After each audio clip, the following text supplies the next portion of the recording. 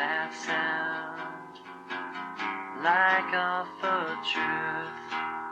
To hurt someone makes you feel good about your ugly soul inside. And when you look around, you see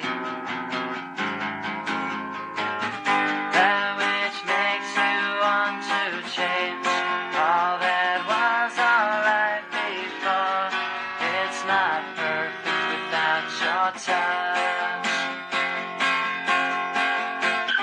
You play games with people's dreams, others' torment is a game. You like to think life worships you, but it does.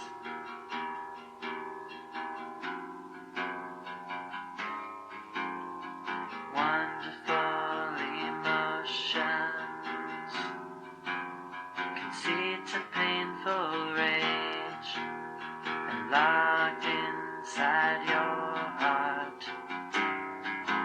I feel like I've done something to deserve this. Your twisted mind is eating me inside, and when I scream, you like it more. And when you look around, you see that which makes you want to change all that was alright before. It's not perfect without your touch.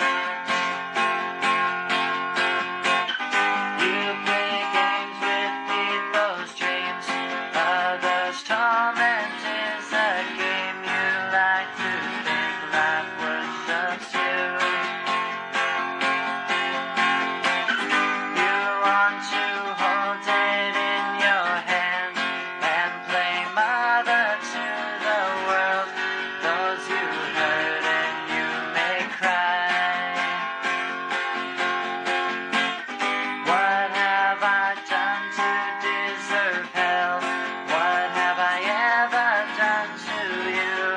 And you wonder why I'm bitter, bitter, bitter, bitter, bitter, bitter, bitter. Why am I bitter, bitter, bitter, bitter, bitter? Why am I? Step outside your own opinion and ask yourself again. That which makes you want to change all that was alright before. It's not perfect without your touch. You play games with people's dreams, others' torment is a game. You like to think life worships you. You want to hold it in your hand and play mother to the world. Those you hurt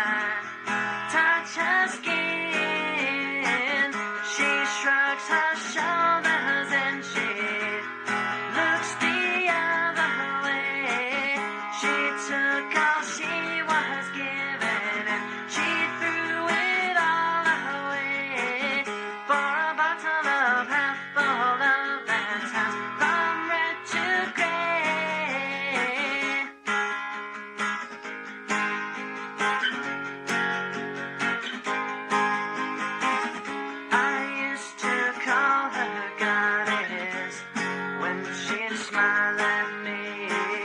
But now her face exists only inside my memories. I sometimes wonder if I'll ever get her back. But why would I put myself through hell like that? 'Cause she never seems to notice when I touch her skin. She shrugs her shoulders and she looks the other way. She took all she was given and she threw it all away for a bottle of half full love that turns from red to gray.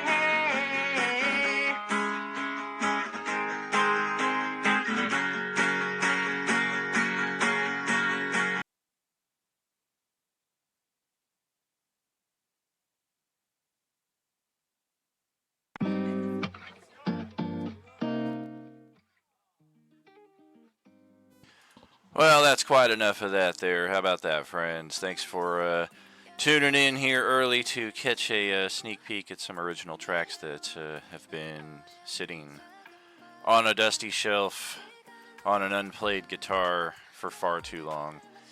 And yeah, hopefully in the days to come, a bit more polishing, a bit more editing. Might even record them freshly anew, which, yeah, we're talking about a quarter-century older voice, so it could be considerably different.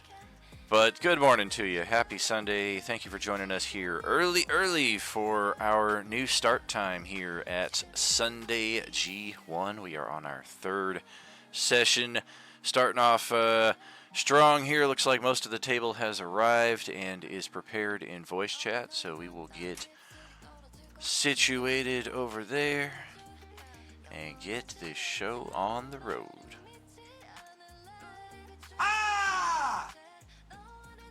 Yeah, good morning. Hello, everybody. Good morning. Man the cannons! If you guys had a cannon, you might make short work of the foes before you, but also the paper walls. You might make short work of the entire civilization too. Okay, so who are we missing? And alert more zombies. Right. Ari has not yet joined us. I was just talking with her a moment ago, though. She said she submitted a review on the Facebook page, and then I don't know. Maybe she doesn't know we're starting an hour early. Let's give her a personal tag here. I already did. And we also G1 crew. Well, fantastic. That saves me a little arthritis. And I believe Llama or Dylan. Ah, Dylan. Yeah, we're in on both of them. You set this up. It's all bullshit. CIA and the cabinet minister. Well, we've got an initiative that... Oh, for goodness sake. For those of you who noticed, I did set up a new beta page for the Sunday tables.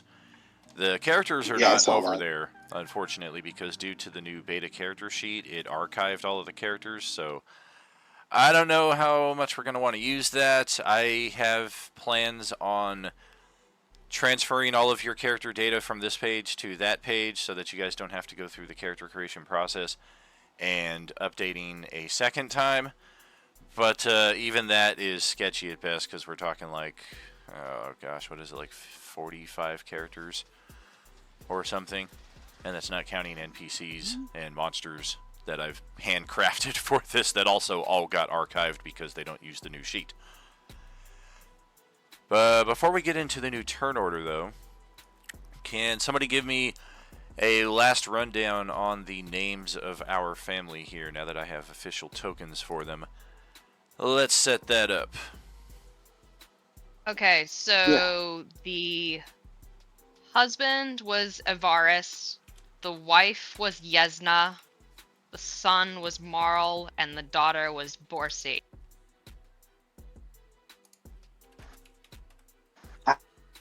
How do you remember that? I have it written down. I am a methodical note taker. Thank God. Everything I do is from memory, so I was gonna say, yeah, it's thing 1, thing 2, thing A, and thing B. Yeah, exactly. So I got father Avarice, daughter Borsi. What was the wife and the son? Marl was the son. Is that correct? The daughter was Borsi, the son was Marl, the wife was Yesna, Gotcha. and the father was Avaris. Bitchin'. Alright, now they are all set and ready for their inevitable demise. Now that they have faces and names, ought to heighten that impact that much more, huh? Alright, what's happening here? We've kept them all alive so far, all right? Sure, but you guys couldn't keep Kubrick alive, and he actually had a character level to his name. That was just a matter of poor initiative, though. We saw it happen on Monday night last week, if you guys didn't catch it. Our first official character death. Only in the second session, and primarily due to that, the party was escaping, and the initiative just didn't stack up right, and one character got staggered behind and had 6 of them swarm him, and yeah, this was right after he leveled up to 2 as well, so tragic. All right. He didn't get too attached to the character. Very true, possibly. Hello, Guys, reasons. we'll see Kubrick again, I swear. Quite possibly. Just he'll be a little bit We more better. unalived. Yeah, he'll be a bit zombie-ish. Alright, so it looks like I need to redo our initiatives here. And by redo, I mean just replace. You guys don't need to re-roll or anything. There, I think everybody's attached to Grovta. Sahar, I don't think I got you. And then, of course, Sunday G2. In the middle of their own battle against a bunch of dudes with automatic weapons, too. They are getting shredded. God, they have 3 druids in that party. No lie. One of them with a timely use of the Fog Cloud spell, which has, I want to say, probably kept the group alive. One of them just got their hands on their first AK, though, so jealousy alert.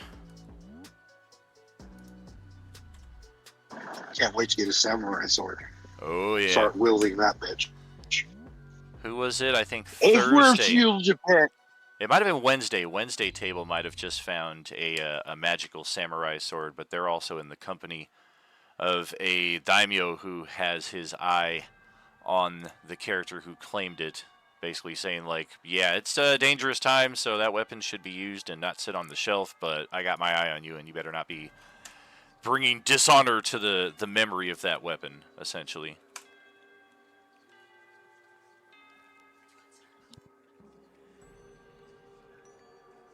So if I have 3 inspirations left.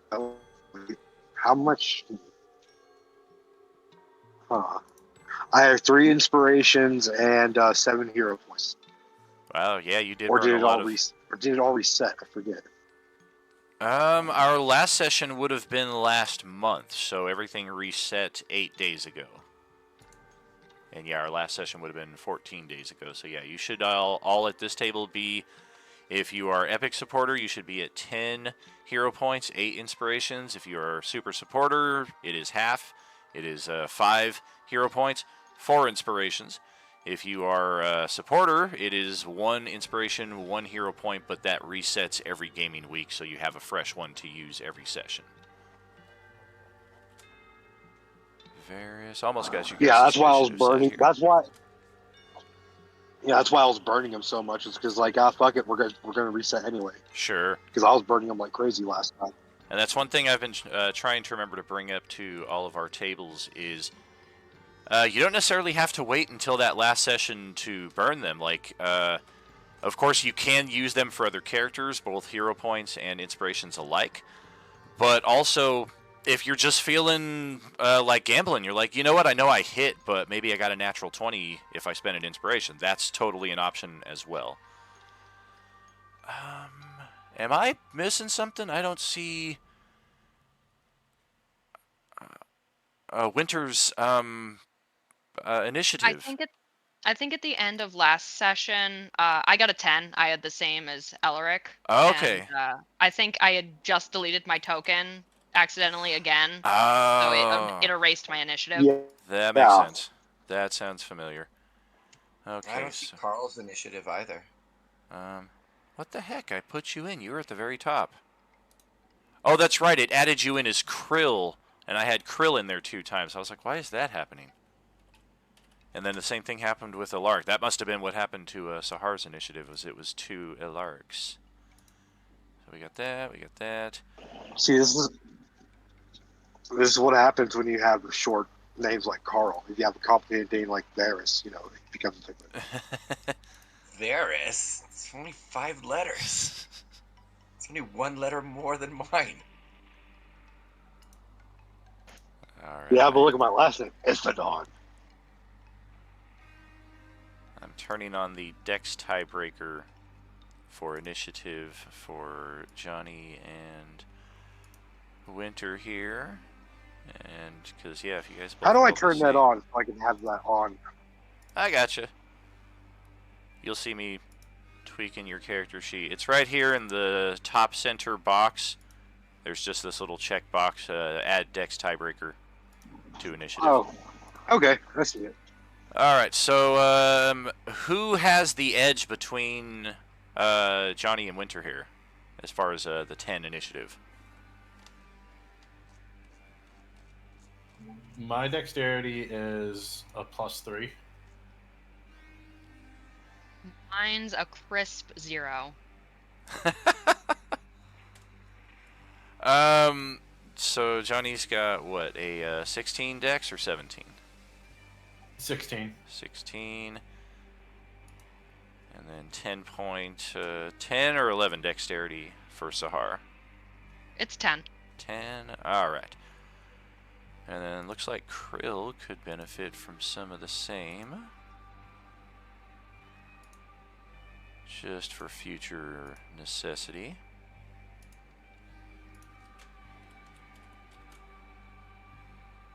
Gravta definitely doesn't need it.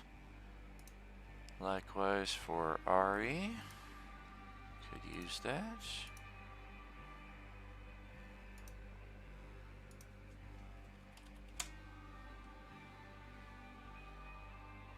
And then Alexander's dexterity was nothing too much to brag about. Looks like he's not here with us yet, though.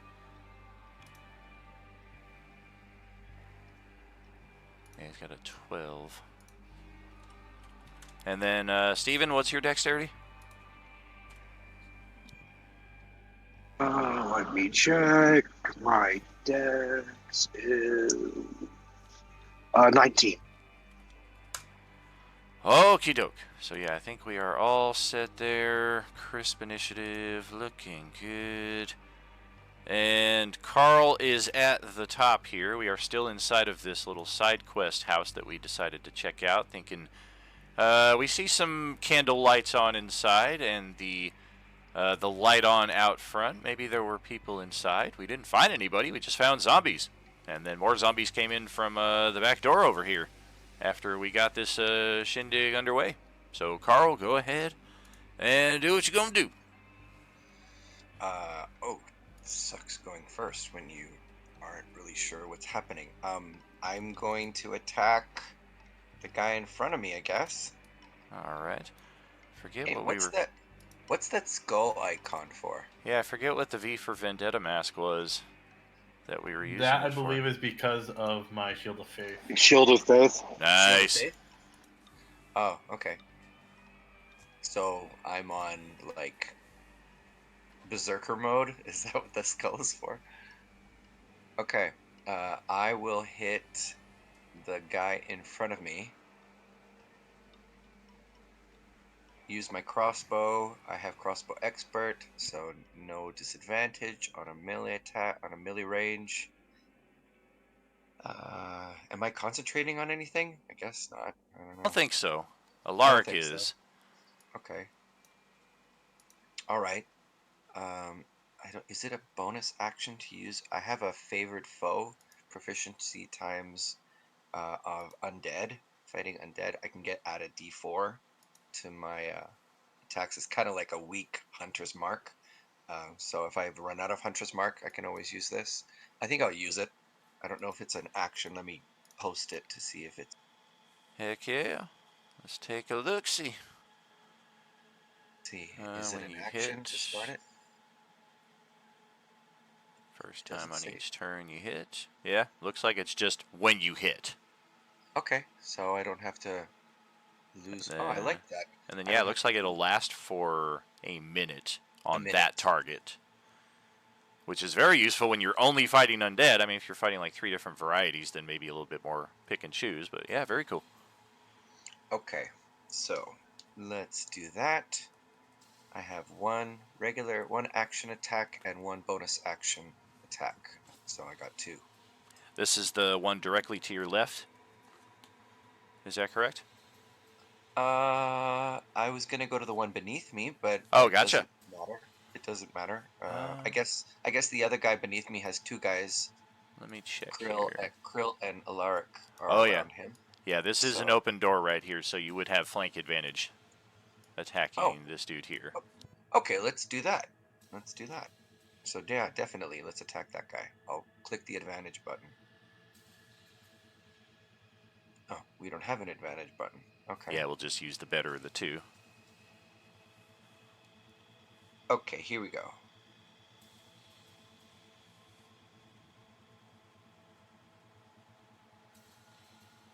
Well, good thing for the advantage. Second attack didn't need it so much.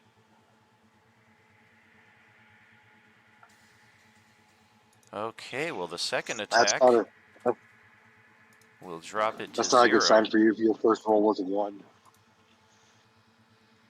That's going to bring up our undead fortitude against the damage for the second attack is 10. So DC is 15. Oh, we got an 11. So yeah, this one takes a crossbow bolt right through the eye and just falls in a slump of dead. All right, that's Carl's turn. All right. And Alexandri. Alexandri, dumb, dumbass. It's Dumas.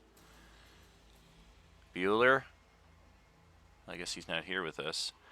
So we're going to say goodbye to our friend here for the time being. He's just briefly paralyzed with fear or overcome with some past trauma. It's hard to tell, but his character is effectively not here for mechanical purposes. He cannot attack. He cannot be attacked. Don't bother spending any of your actions trying to find out what's wrong with him. He is not here. He's not here. So that'll pass it over to Varys' turn. Okay. Well, there goes my flank advantage, but I'm going to hit with my Undead Slayer. With Booming Blade added on top of it for my attack. Alrighty. Crunch. That's almost all of the hit points it has left. Ouch. And since it's under Booming Blade,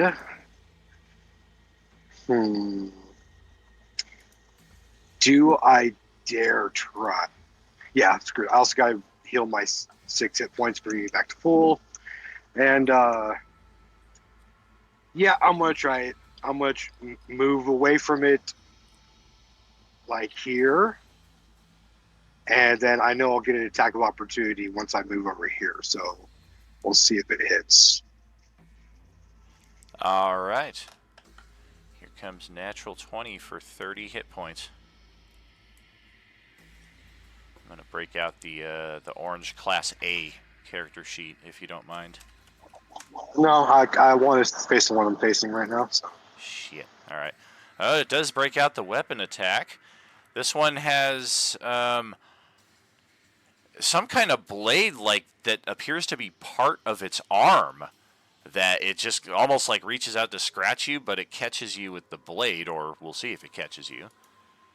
Yeah, that's a 7 on the attack roll, so the blade just kind of shears through the paper wall right here, giving Tawny a much closer look at the handsome visage that beholds her. Do you like my mustache? Ooh. And like I said, it is under the effects of Booming Blade also. So if it moves 5 feet, it'll take 1d8 thunder damage. I'm pretty sure it's if it moves 6 feet. It gets at least 1 free square. No, it's 5 feet. Fuck. I can force it. Alright. Thought I could pull a fast one on you. And then I'll just move here and end my turn. Moving and ending. Alright. Let me just check if anything's urgent here. And I'll tell Tawny Paw that it's under the effect of a cantrip that will make it take damage and it will hopefully drop it. So if it comes this way, don't try it. Leave it alone for now. I want to see if it works. Sick. Yeah, I can go after that dude with full health. Alright. Yeah. Well, that's going to bring Ari's turn up here. Woo!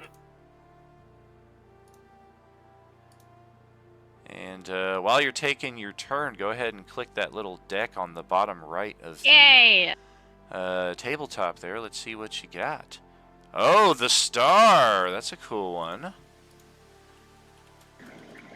I don't have my deck of many things on me. It's at home, so I can't put that up. Yeah, that is an attribute increase of 2 points. I will post the exact effect here, as it is a little bit more than that, but bitchin'. Haven't even read the review yet, but I trust you you gave one, so thank you so much. Yay! Thank you. Yeah, let's delete that. And yeah, just make note of the star on your character sheet somewhere. I will also include it on my deck of many things notepad that I have. One of the few things that I am organized on, otherwise it'd be impossible to remember who got what. Especially when it comes to those viziers and wishes and fates cards. Alright, so what you gonna do with your turn? Scores are 5 each. Yes, ma'am. Sweet. Alright, I'm gonna scoot up on this zombie with full health.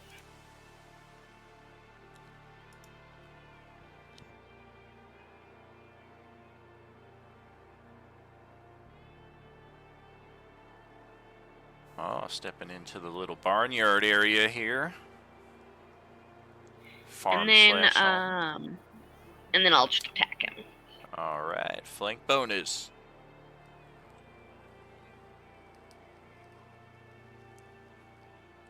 And a good thing. 13 damage. It's a lot to leave on the field. Good thing you got it. Woo! Yeah. And I think that ends my turn.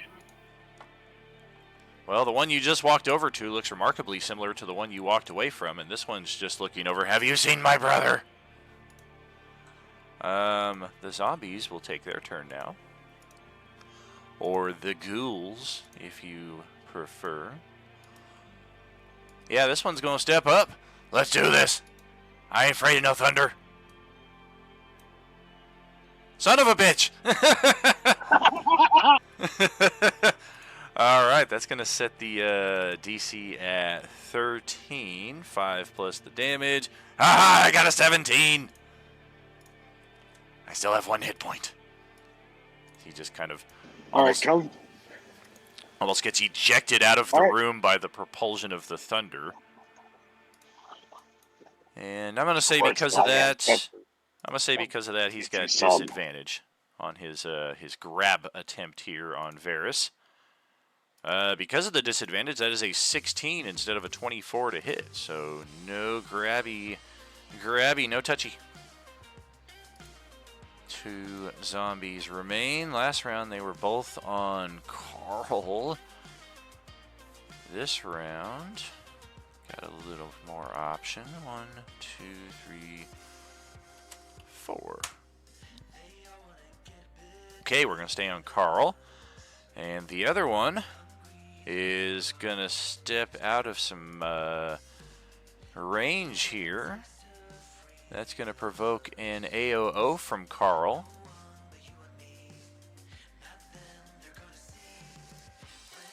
Does that have to be with a melee attack? Do they call it opportunity attack? Is that what it's called? Opportunist, halfling, opportunity attacks. I think they have to be melee. Opportunity attacks. Don't overthink it. War machines. What the fuck? Combat 5th edition SRD. Alright, here we go.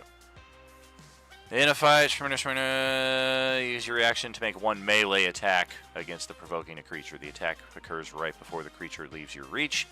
You can avoid this by taking the disengage. So if you do happen to have like a dagger in your offhand right there, then yeah, you can absolutely stabby out with that. I think I have a shield in my other hand. Let me double check. You gotta get a spike shield. Like Bash him. yeah, turtle guy here has a I think it's called a club shield. I do have a shield in my other hand. Yeah, so crossbow and shield. All right, so we'll step away unabated, and we will choose to target Sahar with a bite attack. That's a natural 1.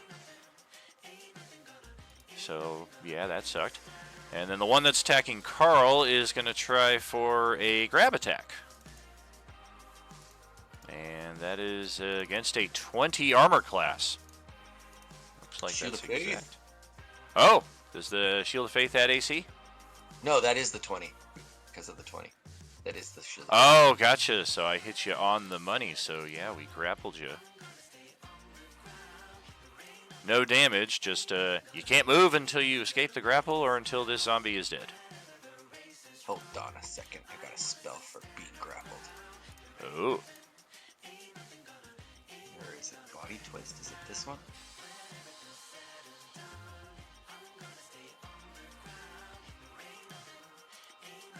Well, that'd be your turn type of thing, wouldn't it? One reaction. No, it's a reaction. When you cast this spell, you can attempt to escape from the grapple. Use your spell attack roll. Huh. Very cool.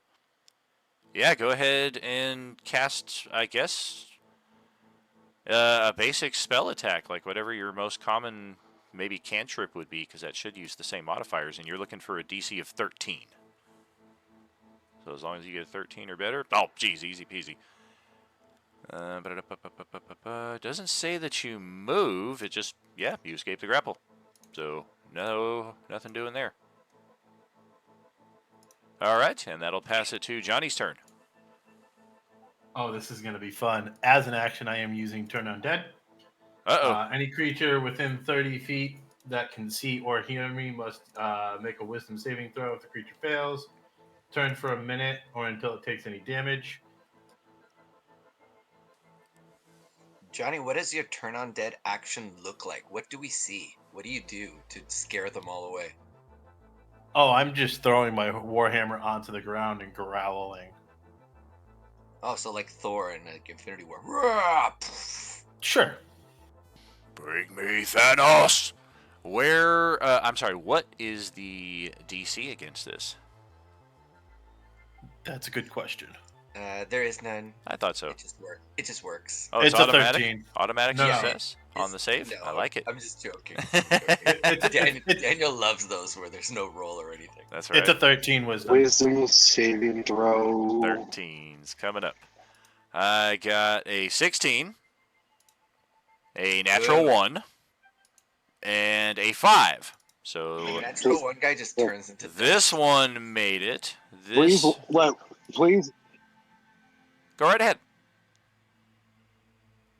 I was gonna say, if the one that next to me is gonna move, I'm gonna use my reaction to attack of opportunity. I would Don't imagine so. ignore that Sacred Flame. But I like Sacred Flammy. It's one of my favorite Only if it was a spells. bonus action. Oh, okay. Man, I'm looking forever for this damn frightened symbol, and the guy's gonna be dead. There we go. Okay.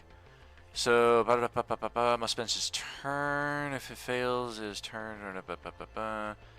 Also, can't take reactions. So, for its action, it can use only the dash action. Okay, so it doesn't immediately turn. So yeah, I guess Oh, there wouldn't okay. be. I guess there wouldn't be attacks of opportunity just yet until they take their turn. But on their turn, that's their only option is to get the hell out of here. And that's your action. What else you got? That is all I have. Alrighty. That's not a concentration effect, right?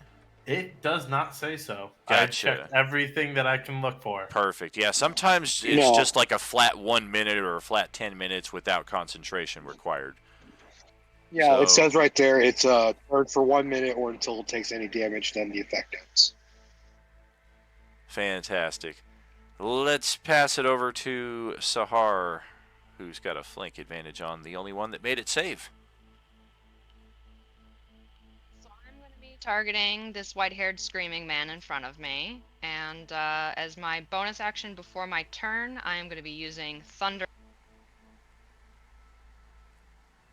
You cut out thunder. What? Right? I'm going to use Thunderous Smite as my bonus action before I make my attack. I was hoping it was Thunder Lips from Rocky 3. Wow, obscure. Thunder lips. The world's ultimate man versus the world's ultimate meatball. Yes, so I'm going to charge up my halberd with thunder. It's going to start crackling with lightning and making kind of like a soft, distant thunder rumble. And then I'm going to make a halberd attack on this guy in front of me and hopefully destroy him. That's some freaking awesome The detail. applause. Yeah, I like the detail. Heck yeah, well earned. That was great, Sahar.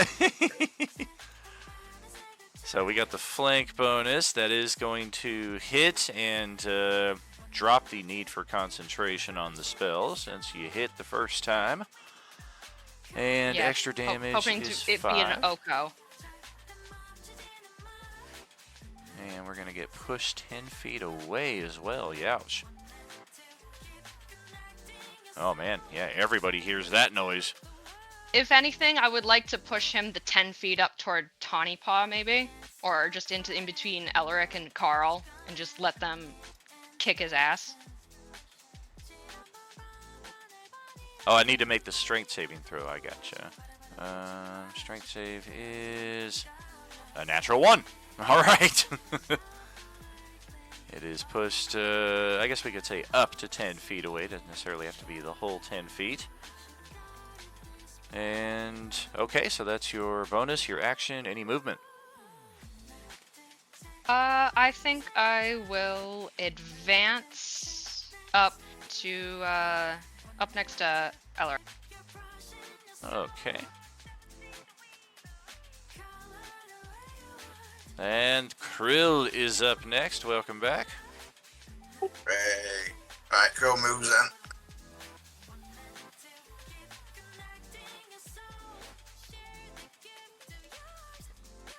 Attack the one with the long hair with his dagger. But I only have 5 hit points. Leave me alone. Sorry. Ah, joke's on you. You don't have flank. Oh, yeah, I guess you didn't need it.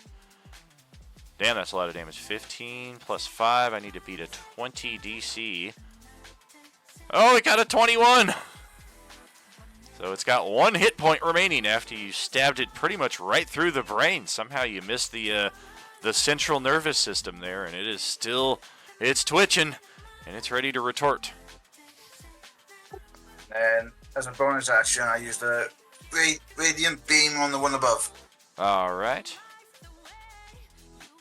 Ouch. 4 points there. Okay. He ends there. All right. That's going to drop the turn undead on that one, unfortunately, once it takes damage. Why does the sneak attack say radiant damage on it? I think it's combining 2 different damage sources. It's doing sneak attack and this dawn strike ability, which does radiant damage. Yeah, from the look of it here. Check that radiant. Check why that's doing radiant damage, because if it's radiant, it would have got the undead fortitude. Well, definitely, but the one he hit with it is the one that still has 20 plus hit points. The one he stabbed and dropped down to 0 just did regular piercing. Oh no, I see what you're talking about. I see what you mean. So yeah, post the Dawn Strike ability, because yeah, that might just supersede what I rolled here. You magically charge when you hit. Yep, automatic. So yeah, that will finish that one off. And then, do you still want to hit this one? Because you can tell it's about to run.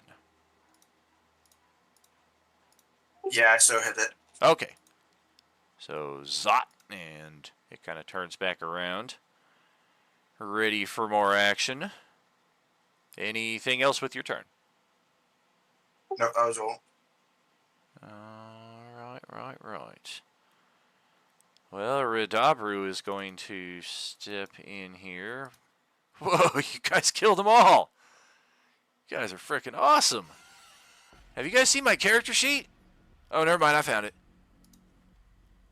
Do I have a range attack?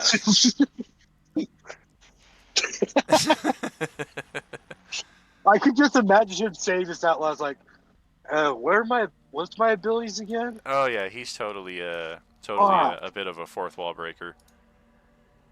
So yeah, we're gonna step on in. We've got one hand axe here, but we're gonna have to throw it like kind of through Carl, and we don't want to risk getting on our buddy's bad side here so early on. So yeah, we'll step in. Step in. I heard you guys got this loose flank thing. I'm gonna give it a try. Yeah, looks like some Doobie Brothers right there. Especially with those frickin' bloodshot eyes. You kidding me?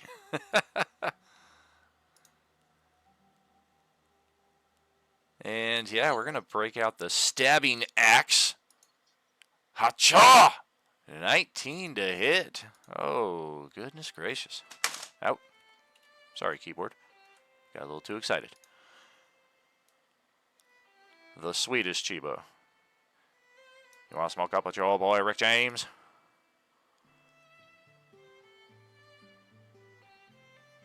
And yeah, bonus action. We're going to bash out with that club shield. Ooh! We do lose the strength modifier on that, unfortunately. So it is only 1 point of damage, but still decent. One of his better turns so far. You guys, I might be hitting level 2! Grovta and the family are going to roll perception because they are out here all by themselves. Everything looks clear. Combat sounds like it's winding down in there, so why don't we all scoot in a little closer. Avaris, why don't you get off of the lit lantern there, and maybe we don't have the children on point here. Maybe the parents can kind of take that role. There we go. That's a little more protective. And then back to the top of the initiative with Carl's turn. All right, let's get loose flank with this guy on the diagonal at 10 o'clock. Oh yeah, you got straight flank with Tawny Paw there. Yep.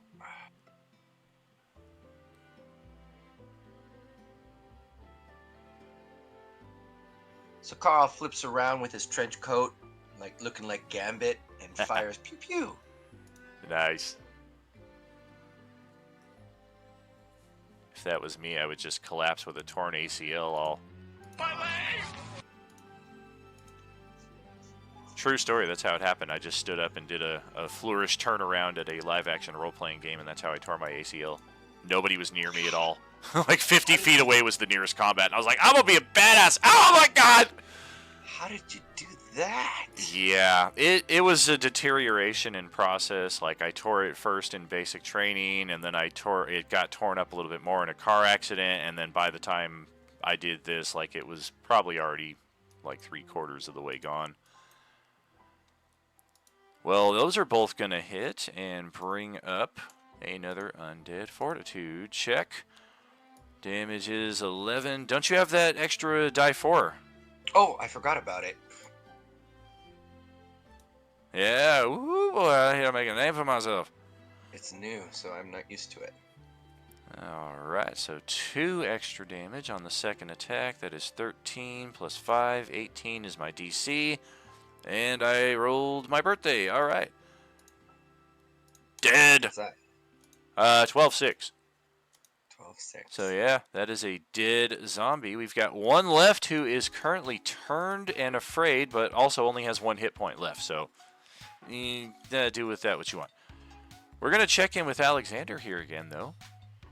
Yeah, it looks like he's still possibly in Dreamland. I'm guessing he's probably passed out. I think he works graveyards. Yeah, I posted again for him and Right. got nothing. Yeah, I saw that last round, so we won't keep bugging him here. If he joins in, fantastic. If not, then he don't. So, Varys, over to you. Okay. Well, Stabby with Undead Slayer. Hopefully, I hit. Oh, definitely. And disadvantage on my save. 13. I need to beat a DC 18 with disadvantage. Oh, my first natural 20 of the session, and I lose it to disadvantage. Womp womp. So yeah, that is a done deal for that one, and we can close our initiative as the loudest thing at this moment is the distant thunderine from that thunderous smite that was just levied here a few moments ago. Huzzah! Yesna High steps I don't in. like that around, spell. guys. High fives. Is it safe? Yesna steps in and asks. If by safe you mean all the undead are dead, yes. Safe for now, says Carl. She steps over here, gets her pocket picked by Krill. I would like to check like the horses area and anything, see if there's anything useful to loot. I also There- want to check the area for if I can find anything useful. All right. Yeah, Gotcha. The stable area definitely has some farming tools, some sharp blades, some things that could be fashioned into bludgeoning damage, kind of the same thing the ghouls have been using, effectively die 6 damage. Maybe not necessary for an equipped group such as yourselves, but if you are the extra prepper type and feel the need for an extra backup weapon or anything of that nature, maybe you arm somebody else down the line too. Those are options here in the stable area. There's also some feed, which if your characters had unfortunately not lost that horse, might be of benefit to it, but maybe you find another mount at some point. I don't know if anybody wants to carry around all this heavy-ass feed, though. Back here in the central living area, there are some books on a shelf here written in a language that most of you, all of you should not know, at least naturally. Comprehend languages and what have you notwithstanding. We also have a very modest stash of food in a cabinet here, which with the size of the group that we have right here is effectively enough food for a short rest. It's not even a day's worth.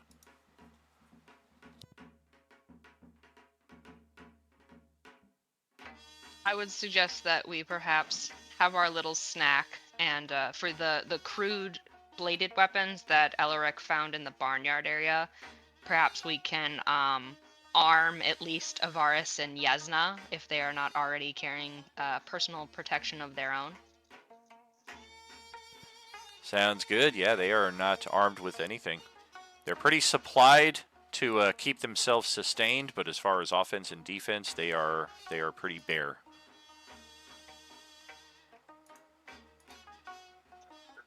This door that I'm at is where the zombies came in from, right? Yes. Oops. Should we check this room? Make sure there's anything else about trying to come out of us? I didn't hear or understand any of that. I heard enough to get. Should we we check check- this area? Yeah, should we check this room? Don't make fun of my voice. I took an arrow to the throat. It's not your voice. Should we it's your check this connection. room? It's not your voice. It's your connection. Well, fuck. Well, thank you to Pueblo, Colorado for a shitty connection.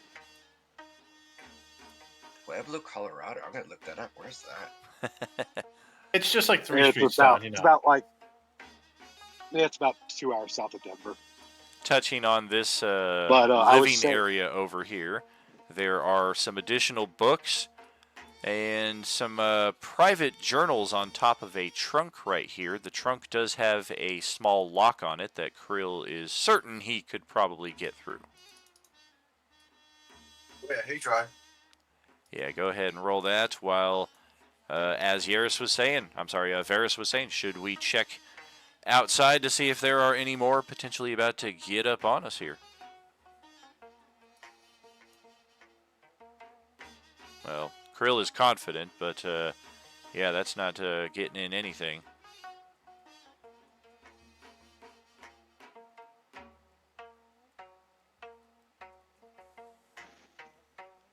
I would like so to is that look at yes these or no? books, see if I understand any of them. Yeah, they are all written in very old Japanese characters. So we will definitely need some magic or a very, very long period of time of study to decipher what's in these books.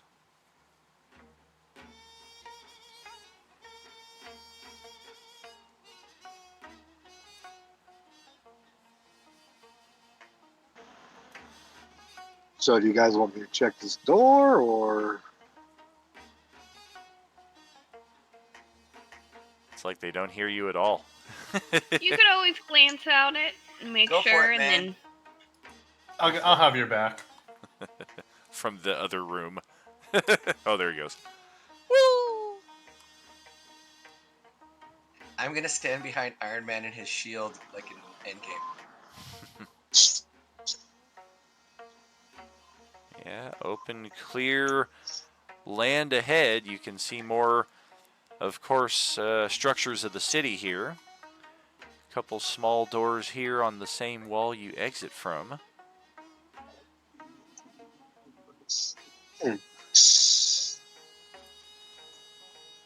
I'm gonna open this door in Okay, front of me. let's.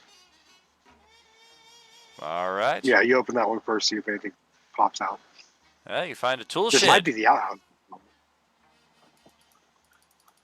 It's It's just tools. Yeah. Looks like a. Okay, let's. Yeah, you found the outhouse. Try. Well, Yeah, that's looks shitty. like a nice heavy crossbow right here, and some additional bolts for it. If anybody I wants will to pick get into those up. crossbowing. I'll pick those up. All right. Anybody wanting to go the Samwise Gamgee route can find some nice cast iron pots and pans over here that you could use for bashing and smashing. You're pretty confident you've explored this area and have it locked down, but as far as trying to get rest here, none of you really feel the most secure here. The locks on the doors are like of the most basic level, and that thunderous ring that just happened a few moments ago may draw more of them to your location in the next few minutes. Ah, shit. the let's get walls out are of made here, of paper guys. too, aren't they? Eesh. They are not on the outside. It's mostly walls that look like this once you get to kind Oh, of... internal. Yeah. Yeah, the external walls, they're pretty strong wood, and they're mostly like barred windows. So there is some stability to the structure in that respect, but even still, like, this is a very tiny location. If a group of like 15 or 20 rolled up on you, you don't know how well you'd be able to defend this, especially No, with we need to 3 Let's doors. get the hell out of here, guys. We should find a more secure area. Let's Hey, go. hey, Carl, you check out this crossbow, and I'll throw him the crossbow and the bolts.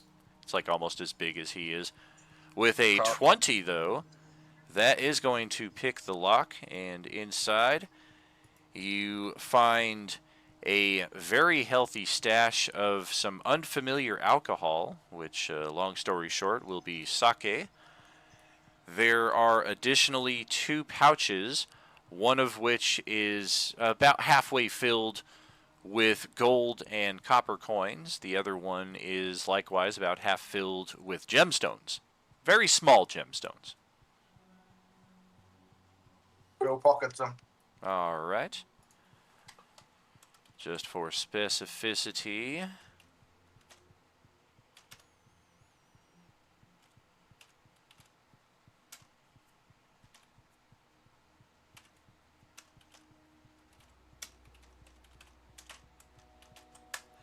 $75 gold, 85 copper, and there are 50 tiny 10 gold piece topaz stones.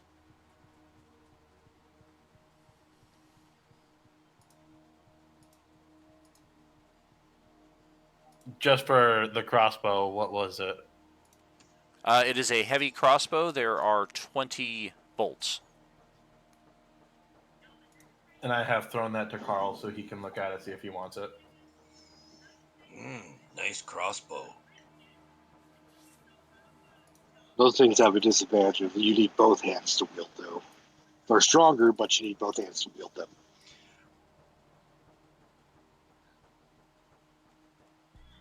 Carl comes and gives you a big, like a Roman handshake and thanks you for looking after him with the shield of faith and the crossbow. You put the shield of faith on me, right?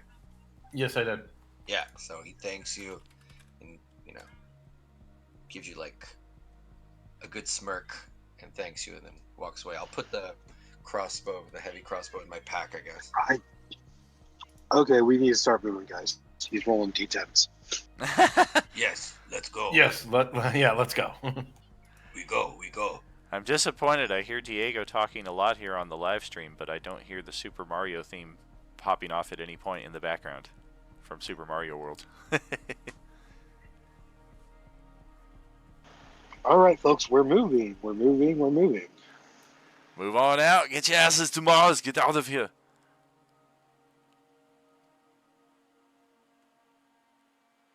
Woo!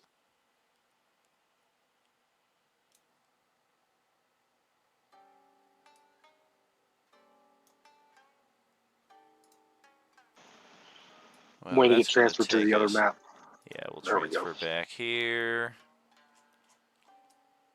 And what are we thinking from here? We've got a path between neighborhoods that lead to the north, or we've got the main road still heading west. At the current time, there are sounds of the undead all around you, but no current sight of them. But you can just kind of feel that they're nearby. If I climb on the roof, can I see them nearby? I have 300 dark vision.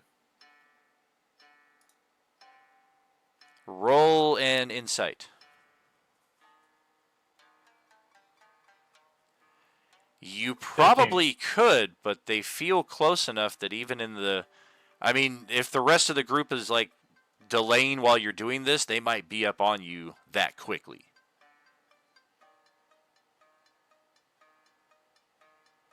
And whereabouts is the center? We need to just move.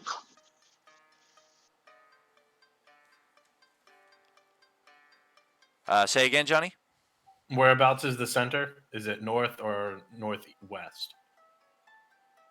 As far as the location you're looking for your plot, Yes. you're thinking it's probably more directly north of this location. I say we head north.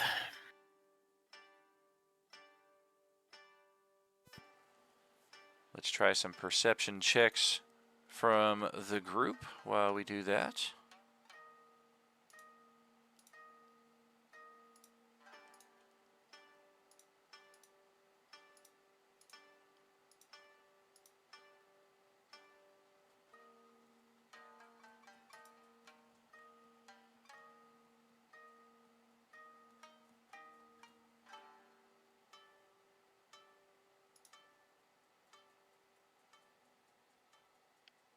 Pretty decent.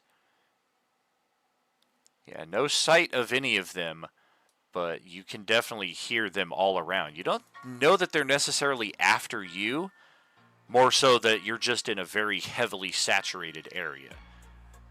But sure enough, the next opening past this neighborhood appears to be the destination that we are looking for. So go ahead and proceed up into there. Woo! We will open up a bit more of this. Yep. Oh, can I cast Pass Without Trace yet? No, next level. Then we'll be able to get away with these stealth. You do realize there's still 2 characters that roll with disadvantage every time, though. Yeah, but a plus 10 with disadvantage is still pretty good. Yeah, it kind of evens it out. Carl goes to the front, wherever we're going, wherever the fuck. Or first or second. Well, this little neighborhood definitely has seen action of late. And for those who have tuned in to some of our other feudal Waterdeep streams that we've done of late, this is where the Wednesday table began their adventures. This was a temporary place of respite. All of these houses were cleared. There were no signs of undead. They actually began their campaign with a long rest before they began any kind of adventuring. There was no mechanical need for a long rest aside from we began and their characters were exhausted from travel. But shortly after the long rest began, the zombies showed up here, possibly having sniffed the characters out on the wind. The living definitely have a particular odor to the undead, just as the undead do to the living.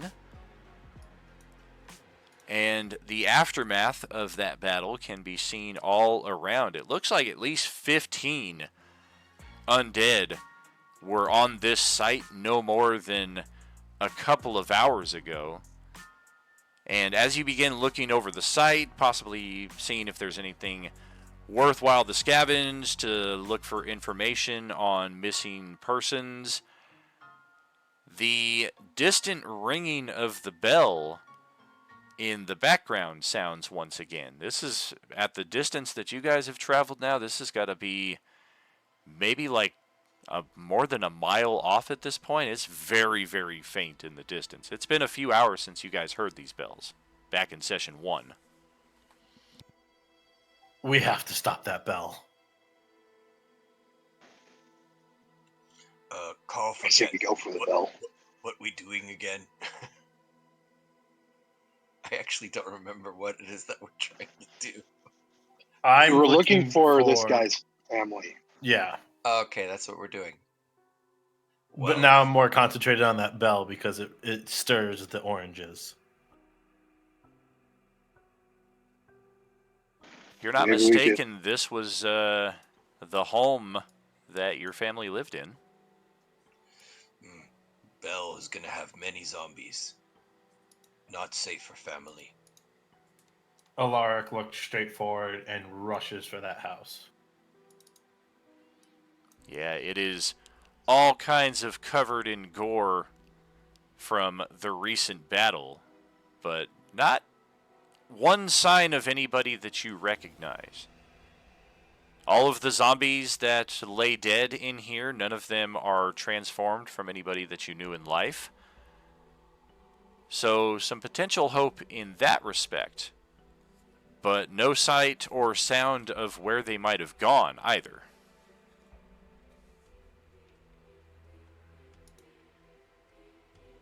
They're not here. They must have gotten out, which is good.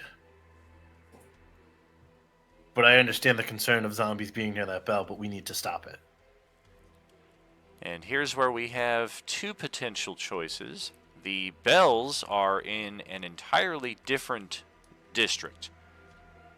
So it is going to take a considerable amount of travel, possibly through areas where these oranges are likely going to be migrating towards that bell also. That's going to take us west, possibly off of this map into an entirely different district. We also have and are quickly nearing. If Krill has any correct sense of his bearings, the guard barracks that he is seeking is only a couple of blocks away from here. We must decide, is our mission Bell or mission family? And let us not forget that I'm I- also searching for my bounty target, which probably fled somewhere deeper into the city. Yeah, I no would sight make or a sound of- suggestion. I would make a suggestion that if we are near the guard barracks, there might be some leftover supplies, weapons that we might be able to use to get the family Yeah. armored better if needed. I We could could use maybe rest possibly up even there, a better. Or it could also be a good place to defend, so we could get a rest, possibly. I could use some quieter armor.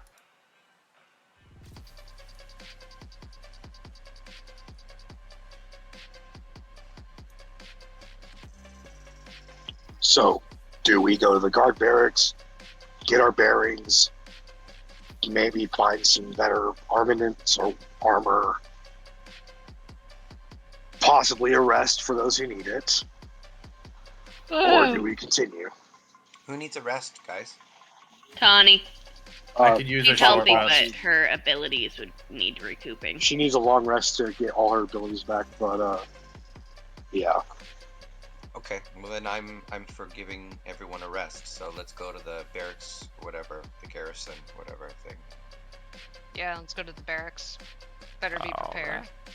Unless I'm you also out forgot. of spells. So, Yeah, once we need a the- rest. That good idea. We follow you. Krill, lead the way.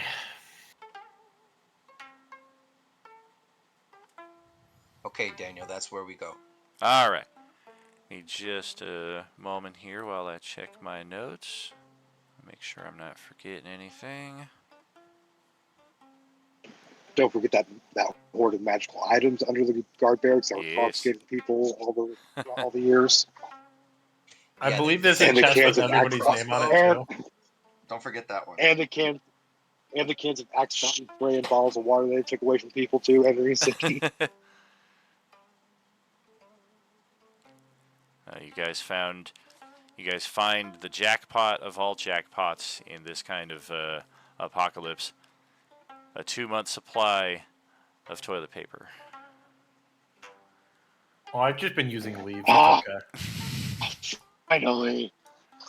All right, so welcome back to another area of pitch dark as we make it to our guard house destination. This is definitely not the guard barracks that you remember, but none of the buildings are really in the same state. But there's still a sign out front that has Waterdeep markings on it that would indicate if in trouble, this is where to go. If you need to speak to a member of the City Watch, this is where you should be.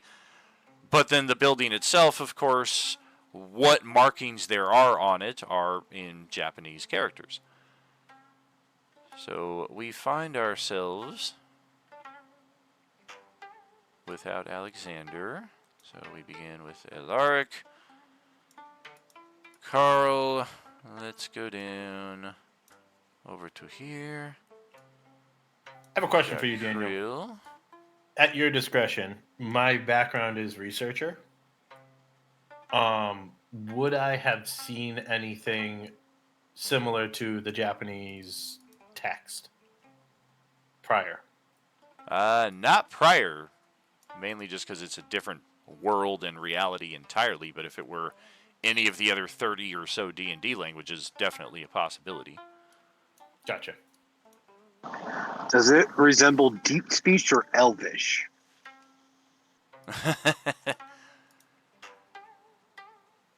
Those are the other two languages there's. Yep, Yes. neither. Yeah, we've got Guys, it's a common language. we've got some posts up here where people might hitch their steeds.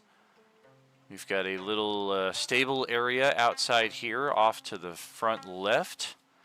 couple barred windows that will possibly give you a peek inside if you want to have a look before opening the door. All sounds quiet, though. The zombies that were so prevalently around you back in the last neighborhood, you seem to have at least put a bit of distance between them by moving to this area. Let's take a peek at in between the bars and see if we can find anything.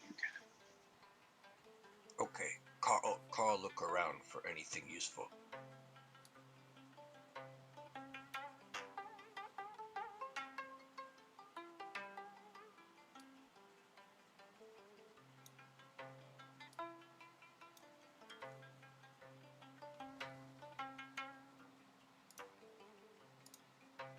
Let me grab our NPCs here as well.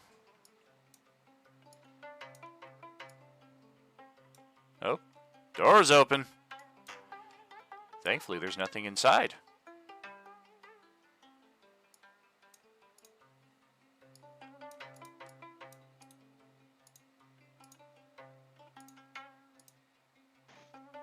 All right, let's go inside then. Now there are. Hi, we already were in here. You just didn't see us.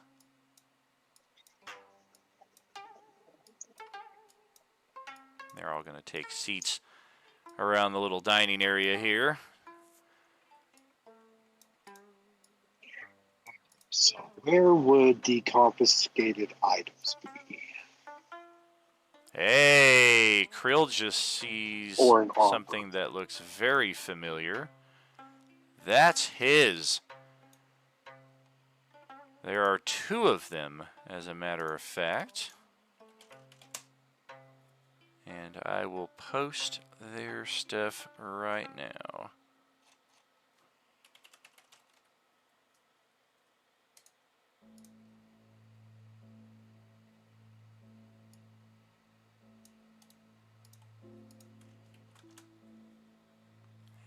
Krill's black and white daggers.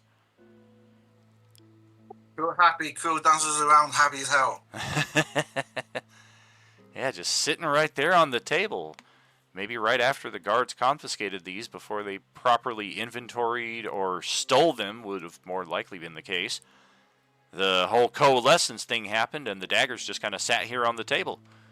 Is probably the best explanation, but yeah, those are pretty sweet little additions right there. Good to get those family items back where they belong. Since this is a guard barracks type, well, I was gonna. I'll wait till you finish. All right. Additionally, over in this area where Carl is, there is an unpacked explorer's kit. So for any of you who do not have one of those or are aware, that's basically all your standard adventuring stock, your cooking stuff, your rope, torches, even whether you need them or not.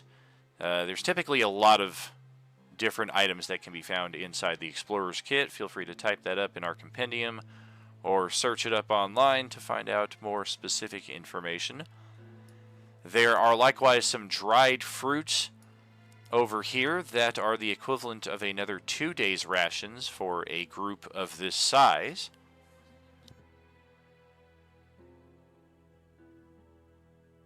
I'm looking for something very specific. I'm looking for a breastplate. Family, the rations. If anyone else needs the rations.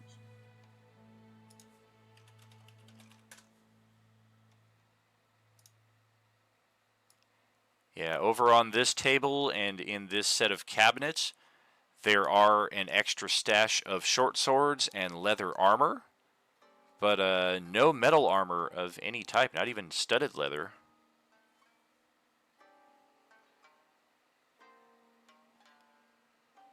Also, Let's suit the family up with that armor and weapons. Krill pulls it out and just chucked on the floor.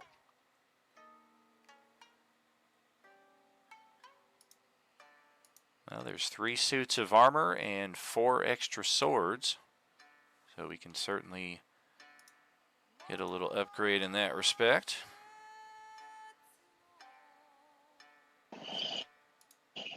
Would the barracks have? Bears would try to. holding cells, perhaps? They should, but it seems that in the nature of the building having shifted around, the cells became a bedroom and a second private dining area? Darn it. Sahar would have been wandering around looking for holding cells, wondering if her bounty had gotten himself arrested Oh, for before sure. Waterdeep went to shit. Yeah, and maybe he was in the cell and then all of a sudden it turned into a bedroom and he just walked out. Varys will look for any paperwork or documents that might mention people coming in and out of the city. Any documents that are to be found in here all have the feudal template to them. There aren't any Waterdeep records left to find. Alaric finds something over in the stable area, though. A couple of pouches tucked away in between the hay bales. Strange little red powder that, upon a bit of investigation, we've seen these at, I believe, both of the other feudal Waterdeep tables so far, but this is the first time at Sunday G1. They are potions of healing, but they are dusts of healing. You sniff them.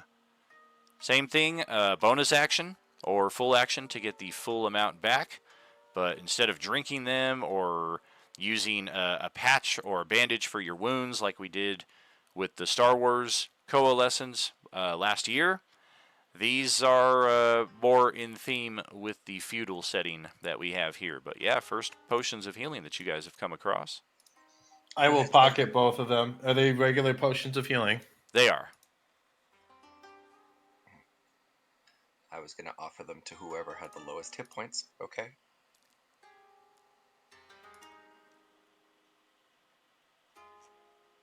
Who just sits down by the fire trying to read those diaries you picked up from the last house? Carl is gonna stand guard.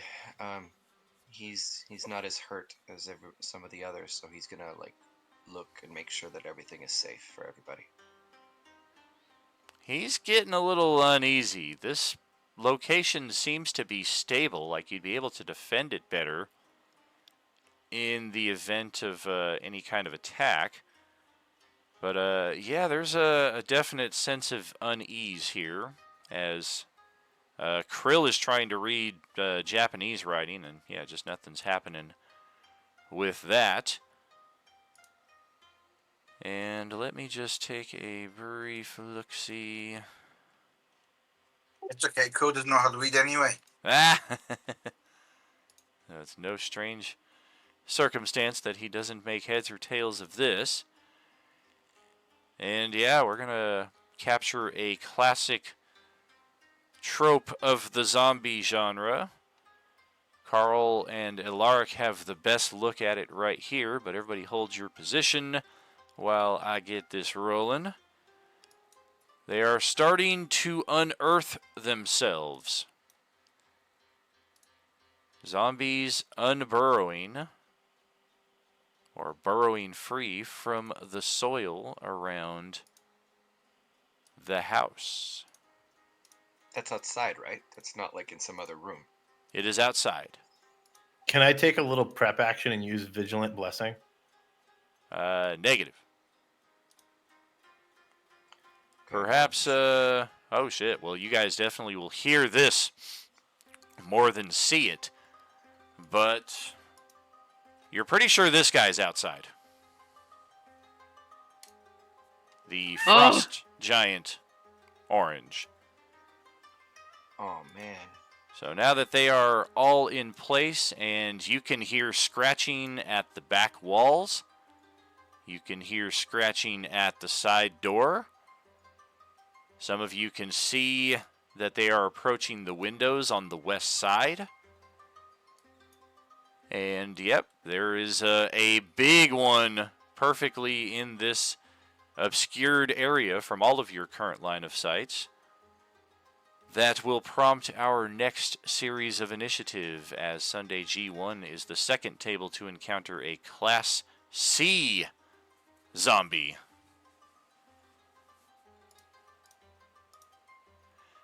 Go ahead, click those tokens, and get those initiatives rolling.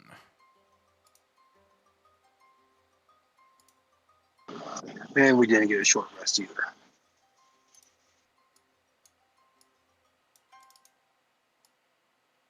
Nice plan.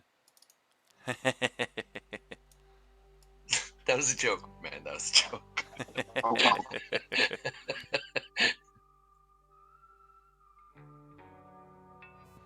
Alrighty. Orange Class C gets a... Great plan. How about instead of a long rest, we fight a giant? It's a good idea. Yeah.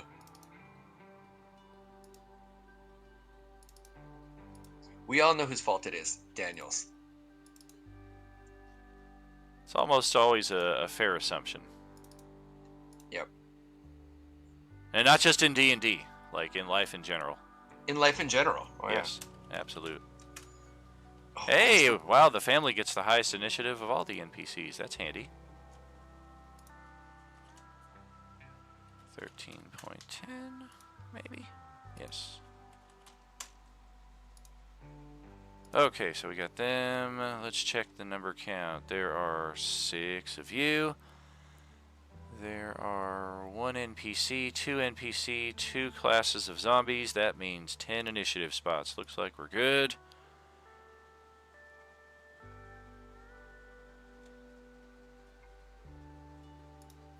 Sorry, I stepped away for a sec. Is it me?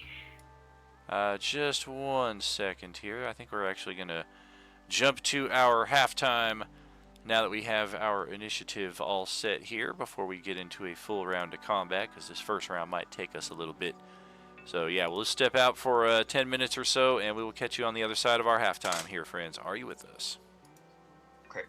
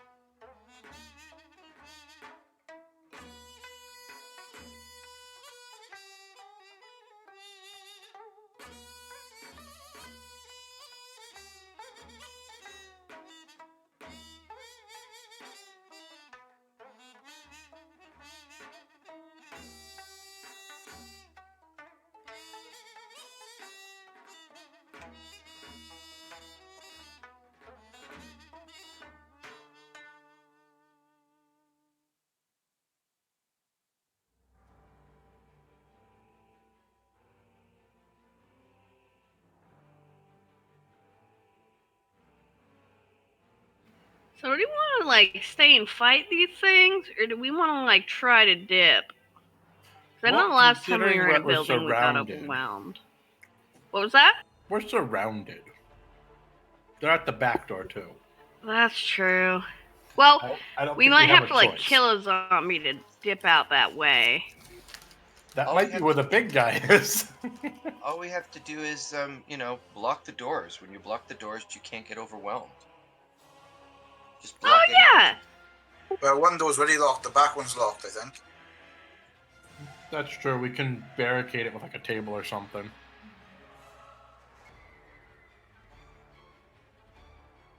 But joke's on us. It's a pull door, not a push door. Oh yeah.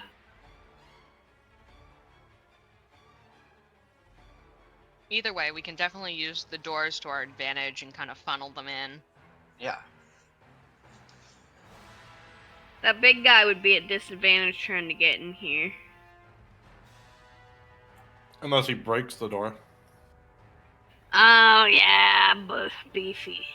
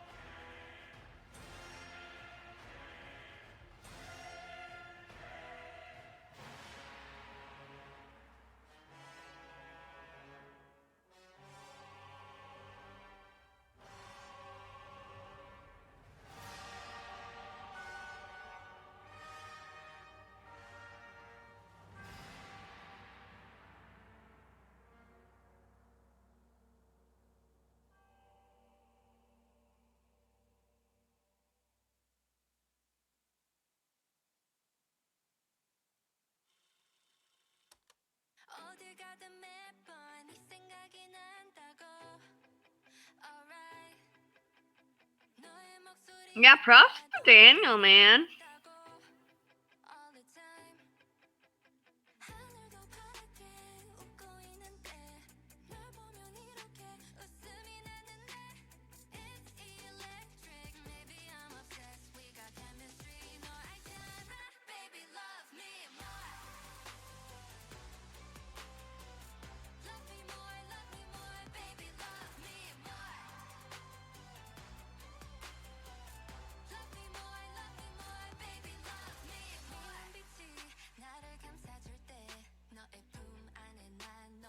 Hey, hello, good evening, good morning, good day to you. Let's get into this thing. Happy now. Yeah, got a nice little green break right there. Wife's bringing home Starbucks here shortly, so it's a good day. Oh yeah. Oh yeah, haven't had my coffee yet this morning, so I'll definitely be looking forward to that. So, Ari, you've got the top spot in the initiative as, let me just take a look. Yeah, from your point of view, you've got line of sight on, like, 3 of them. Looks like east, southwest, and southeast out the front door.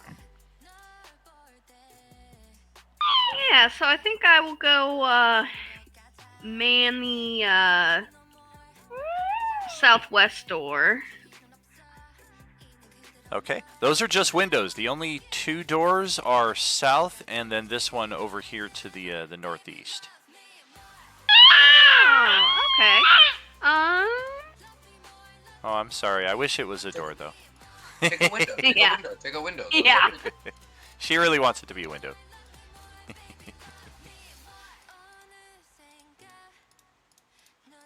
In that case, I think I'll go to that northern door then. All right. Yeah, you do hear scratching going on out there, so you're guessing there's one close by.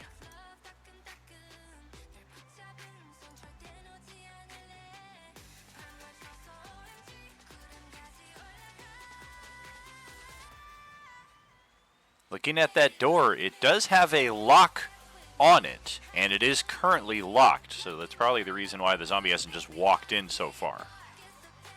Okay. Do y'all think that I should just post up by this door and make sure no one gets in through here?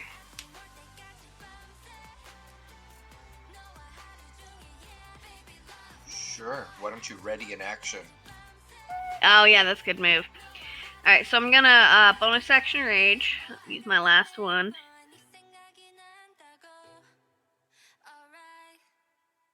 Oh boy, running low on resources. Like any proper zombie apocalypse.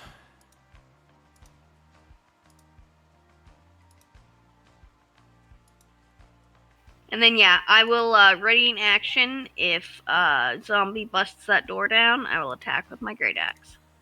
Alright. And how about Krill? What you thinking? Goes onto the east window. Alright. That one on my side with my short bow. Okay. Well, hell.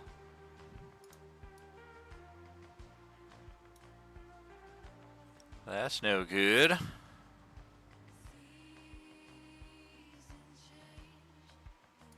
So it only ends with 2 then.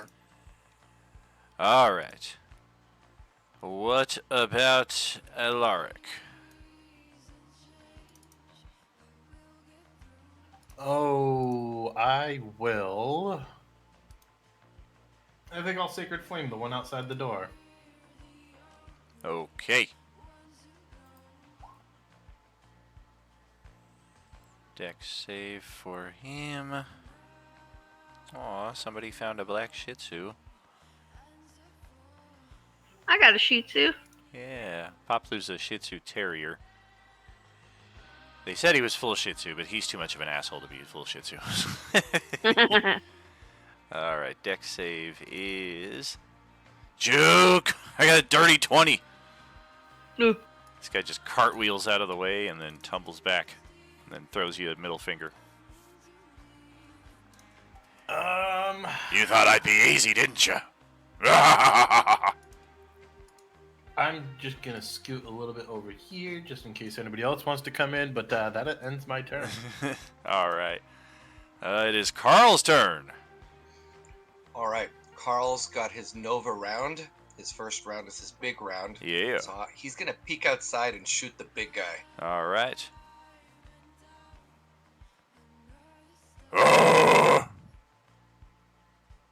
Oh, hold up.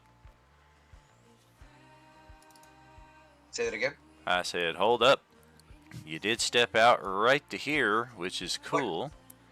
But then as soon as you stepped back, the zombie is going to trigger an ability that has been used against me, as I pointed out last Wednesday night, so many times that I just had to give it to a monster. Yes, indeed, the zombie class C has the Sentinel ability, which means for you rogue and disengaging and quick flit in and out type characters, the class C is of particular nuisance to you. So, as you are right here preparing to back out, he's going to take an opportunity attack, and if he hits, your speed becomes 0. Well, I wish he had 34 attack options. It's a D4. Damn, yeah, he's going to go with a weapon attack. This guy's got a big rusty blade that it found somewhere. Might have still had it when it was alive. That's just a 10 to hit, though, so nothing doing there as you just watch this mighty blade sweep right over your head as you almost see your head go with it. And then, good to go. I can see him from here inside, right?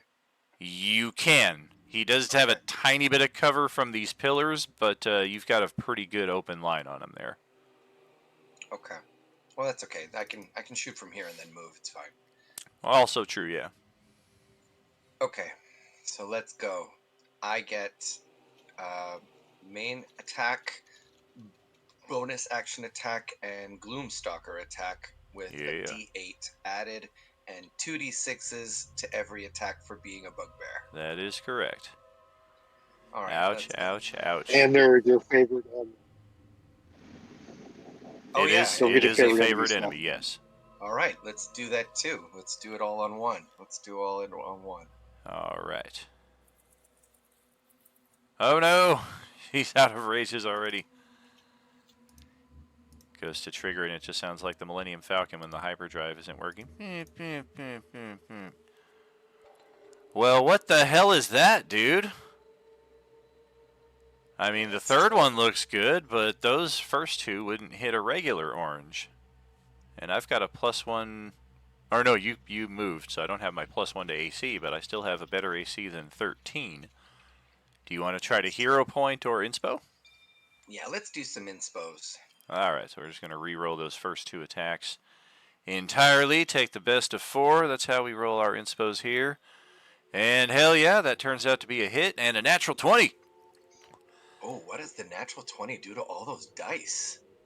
Right, That so will back- multiply those dice accordingly. So the 2d6 becomes 4d6. The d8 becomes 2d8. Okay, let's do the Gloomstalker as the last one then. Okay, so let's roll some numbers.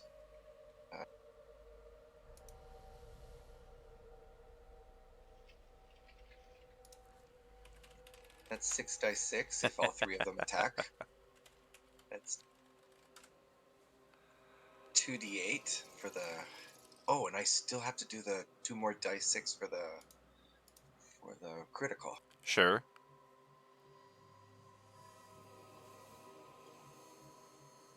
I think... Oh, and the d4s.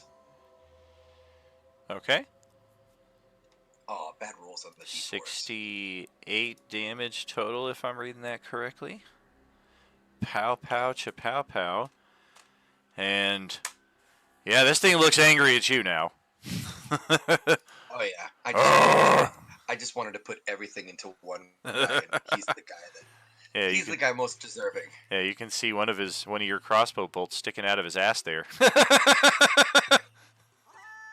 Okay, I'm gonna go back in, and for my free action, I'm gonna close the door. Boom. All right.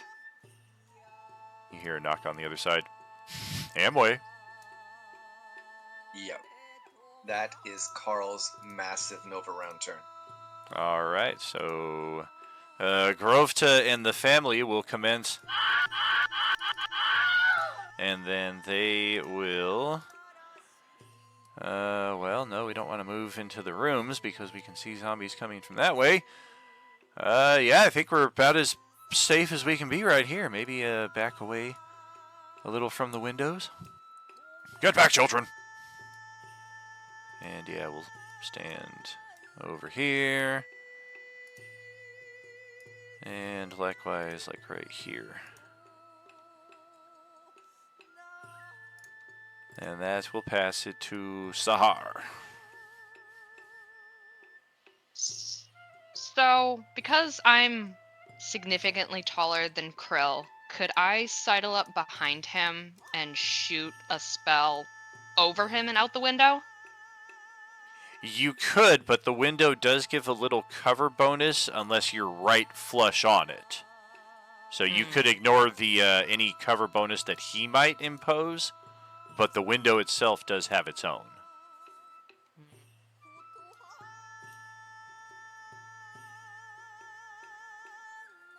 What the hell, I'm gonna try it anyways. All right. Alternatively, you can squeeze into the same space as him and ignore the cover bonus of the window, but then you're at disadvantage to attack because you're squeezing. So whichever you think will give you better odds. I'll just stand behind him, and then I'm going to raise up my big furry clawed hand, press it as closely over Krill and to the window as I can, and cast a luminous bolt at the guy standing outside. All right. I'm just looking for food and supplies, same as everyone else. Why? All right. And I think we did plug in an attack for that for you, right? On the front of the character sheet? The core section, as it were. Nice! And Bob. that will be, and it now has to make a con save or be blinded until the end of its next turn. Right. Okay. Oh, I got a 6 on the con save, so yes, we will be blinded by the light. And I guess that will end my turn, since Carl closed the door and ruined my first plan. Oh no! Carl! You can open the door. It's a free action. You could have still done it. She maybe didn't want to walk that It's far. fine. It's a long way. It's fine. I'm gonna do some legendary interrupts. Oh wait, I don't have Nihilus anymore. Fuck, you guys killed him. You guys killed my favorite NPC. Varus, your turn. How could you? How could you do such a thing? At least it's not that cactus. Oh, wait a minute. Oh, I missed that cactar too. That thing could I still be will alive out there. move here.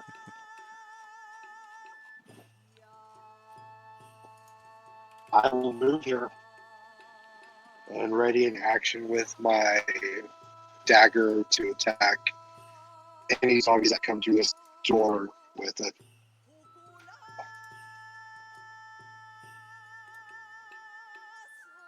Well, I think we heard the most important part. The what you're going to do specifically, I guess we don't need to know until maybe it happens.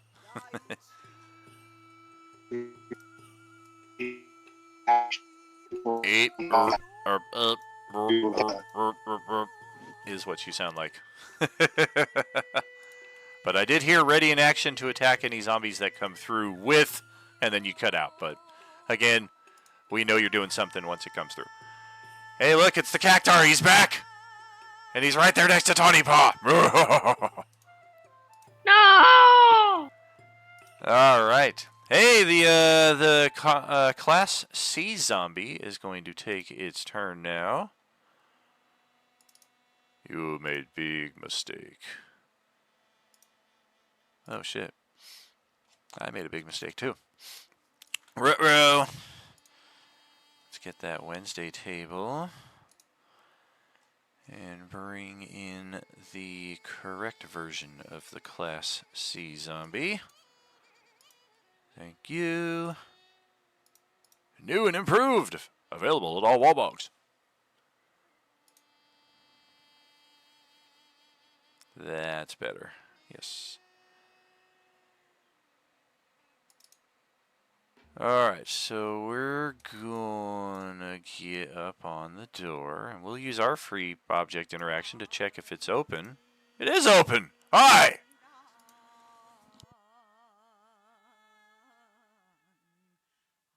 And oh boy, oh boy. Yeah, we are kind of pissed off at Carl, but wow, look at all these people in here.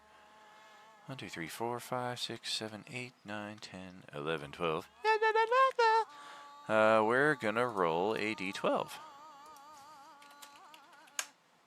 Fuck that. Hit me. 3, 4, Hit 5, me, you 6, piece of 7, crap. 8. Oh man. So that is 15, 25, 35, 40 feet of movement, because we have to squeeze through this space right here.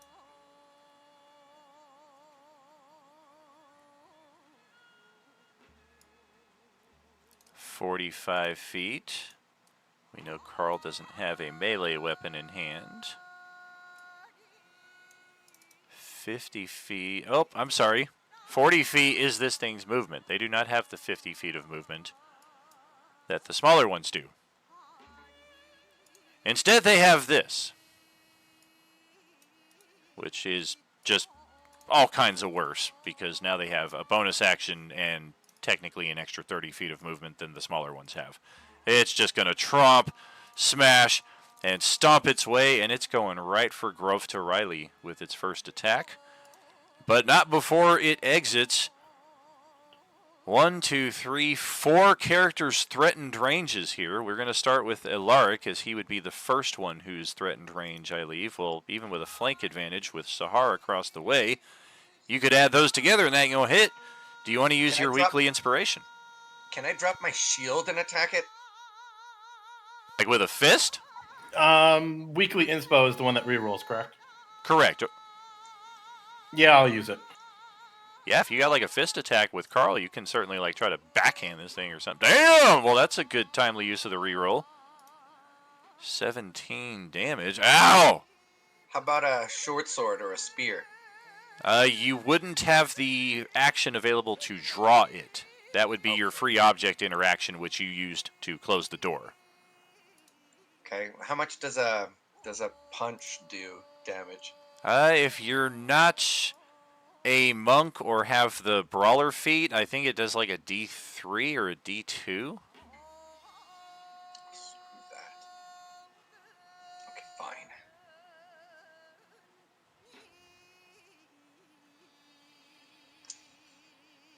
I need a specialized hand crossbow that has like a knife in it, Daniel.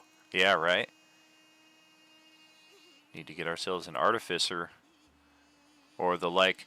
So Sahar would get the second attack of opportunity, also with advantage. And that will hit. Ouch, 11 damage. That's going to hurt. Radabru would get the third, which is just going to be a stabbing axe strike. Ooh, yeah, that'll hit. Chip off another 4. And Varus has a readied action for something entirely different over here, but technically this thing is provoking an AOO from you, which you could use to supersede your readied action. Yeah, kill that guy. We gotta I'll get do rid of it. him. All right. Destroy I'll it! also use Boom Blade on it. And you would also get a advantage on that attack because it is exiting a flanked square. And since he moved, doesn't the booming blade, the secondary action, the damage go off No, automatically? it's all. I don't think Yeah, it's Booming very Blade passive. would come into effect because he hasn't cast it yet on this guy. No. Oh, I heard him say that he did booming blade. Sorry. Yeah, I always use Booming Blade since I only have one attack. Right, but you have to cast the spell on the guy, right? It's part of my attack action. I could pull it up real quick Yeah, post it up. because that's how I always use. Yeah, I've never seen it used as a reaction, so I'm just not familiar with the specifics. It's a casting. Post Says it a up. casting time of one action. So it says a casting time of one action, but that's how I always play with it. It's like I use it as part of the action. So if I was ready to attack with it, I would have already put the Booming Blade on it. Yeah, I'm not sure that works for opportunity attacks, though. Correct, yeah. If it's an action, it You can't have be to have used as a Warcaster reaction. in order to But- use a cantrip. But like I was saying, when I stood up there, or as part of my action, I cast it kinda, or do it, or it says, trying to bend the rules as much as I can, but that's it. I mean, regardless, you did a decent amount of damage. No, there's a reason why Warcaster is the only person who can do a cantrip as a reaction, as an opportunity. Yeah. All right, so yeah, so Yeah, don't worry but about I don't know. This one could go either way. I could see it's hard to tell how it works in It would be conjunction because like with It a would be reaction. I was saying, it was a ready to action, so I always cast Booming Blade every time because I only have one attack. Well, yeah, I guess if it was a readied action, that might be different, Daniel. Yeah, and I'm Are not we- gonna are make we a ruling on referencing- it one way or the other right here and right now because the critical damage is enough to slay it outright. So this isn't going to be the difference maker, but it's definitely for situations like this. Also, That's I fine, yeah. strongly encourage you to make use of the internet because it's likely that other groups have encountered this before. Likely have pitched the pros and cons and the different sides of the argument, and that we haven't necessarily taken into account. Okay, But I'll even start looking it up. better, it's highly likely that one of the game designers themselves have commented on it.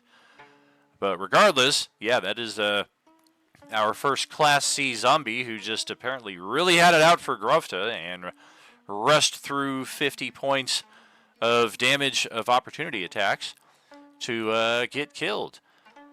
That's good news and bad news, because now we've expended most of our reactions and we've got the more numerous of our foes preparing to also come in through that open door.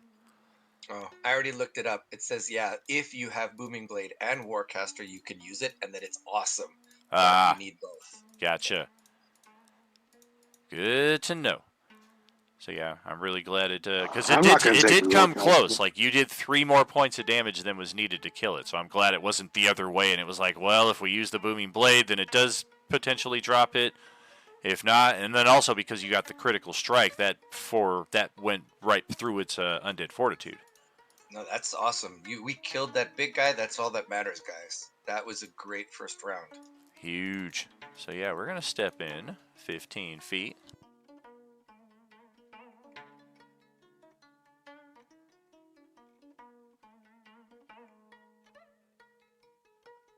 So we've got 3, 4, 5, 6.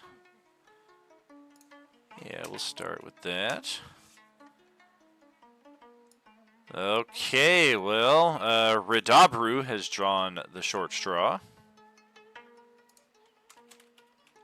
And we're going to go with a grab attack. Lucky for him.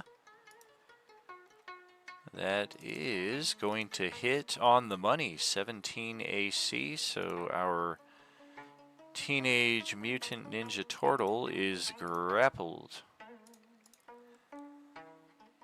Up next we've got 15, 30, 45. Carl is pretty much the only target that we can get. And apparently we're loving these grapples, so we're going to go with a grapple attack. 15 AC ain't getting through, though. And then we've got some athletics checks to roll. Oh, definitely. But we're going to take some damage as the zombies on the west side of the structure begin pounding and banging at the bars here. And one of them does well enough to actually break right through the bars, and it impales itself in the process, so it does take some damage, but it now has a straight line of sight on the family, being the closest targets.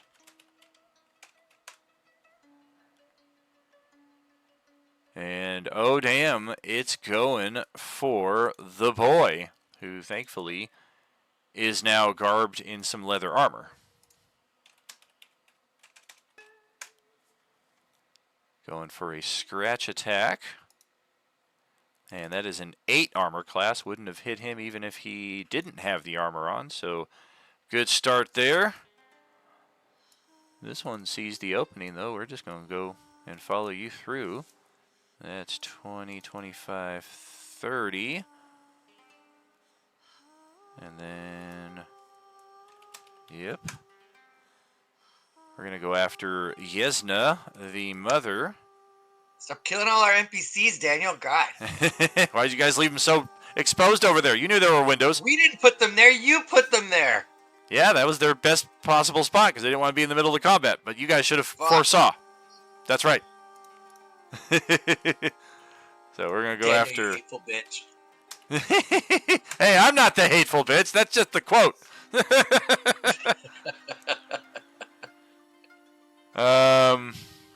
all just right. want to murder some poor innocent bystanders. Yeah, quite possibly. If I'm going to do that, though, I might have given them different names, though, right? Ah! So we're going to go for a bite attack. We're going to go for a bite attack here on Yesna. Oh, damn, that is a 17 to hit for 4 piercing, which is 80% of her hit points. Oh, yeah, you guys don't even see her hit point bar here, so let's bring that up. Yeah, her hit point bar is now critically low. I guess we'll try this one here, see if we can break the door down. Athletics check, and it is a 12. It's not the strongest lock, so there is some splintering of wood, some shaking of dust, and some overall rattling of the door frame as this thing throws its weight against it. But the door itself does hold for this round.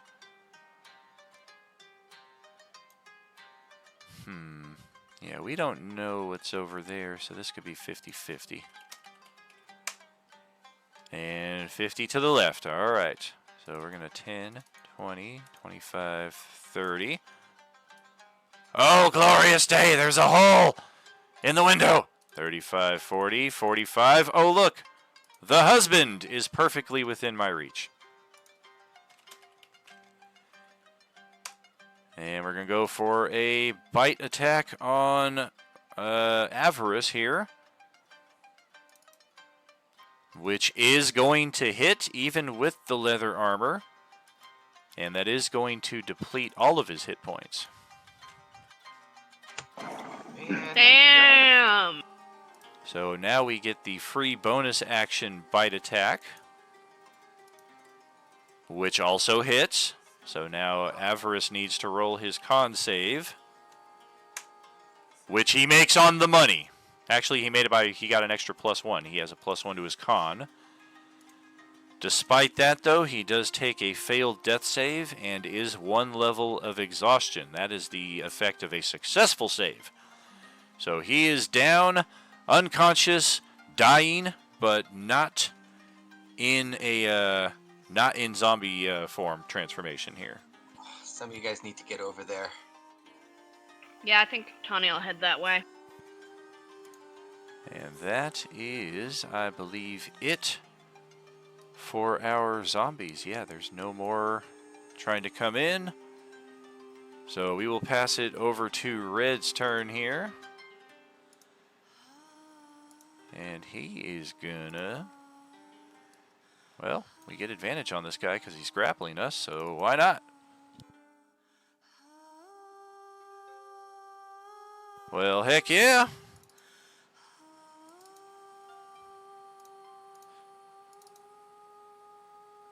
15 damage total. Okie doke. We will take it. I'm going to drop off camera here as well because I got my breakfast delivered to me and it's already getting cold in the combat excitement. But yeah. Can't let that happen. Alrighty. Yeah, especially if it's a hot coffee. So Red, his turn is over, and Tawny Paw is up at the top of the initiative.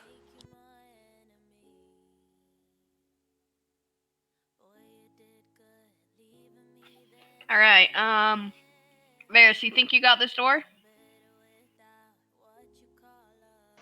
Yep. Sick. You guys think I should try to get, like, between Marl and Yesna, or, like, flank one of the zombies around Varys? I'd say just attack him. I have Avaris. Okay, sweet. And then I'll go up and I'll get the one who's going after the kid.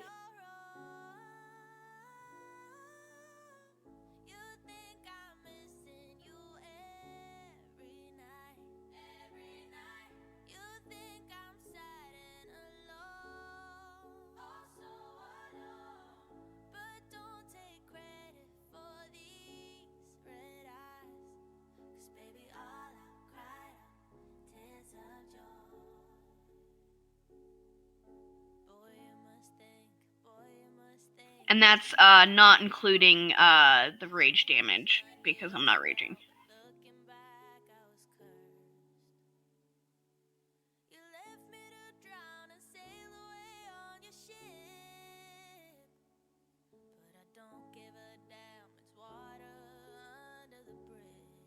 Alright. Alright, got it.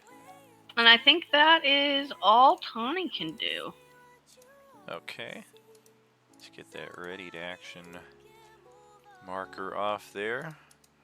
I don't know when Roll20 made the transfer from calling them icons to token markers, but I feel like it was probably years ago and I only just noticed, so I've been calling them icons for like a decade now, and they probably changed it like 6 years ago. Krill, your turn. Right, Phil moves towards Yesna.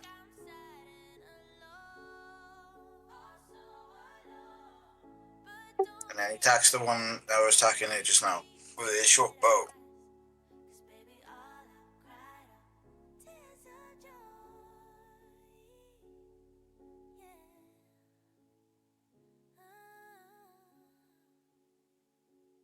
Solid strike.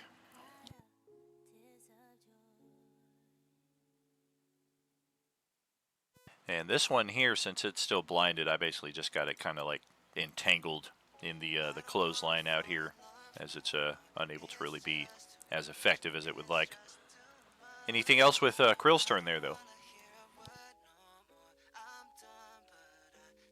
Yeah, that's all.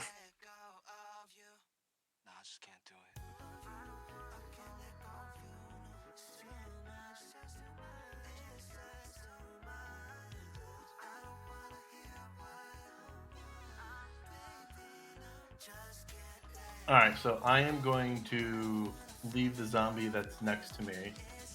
I am going to run up past Avaris up here, and at the same time that I'm running past as a bonus action, I would like to throw the healing dust in his face. Pocket sand! Pocket sand.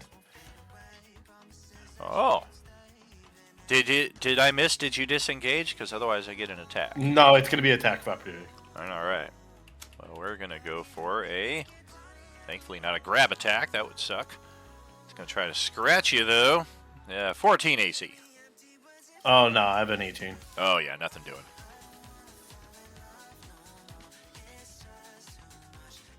What's the healing for that again? 2 die 4 plus 2.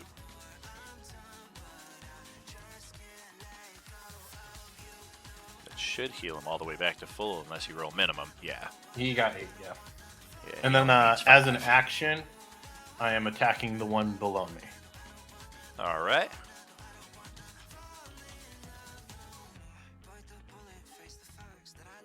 But before that, I am going to throw my shield down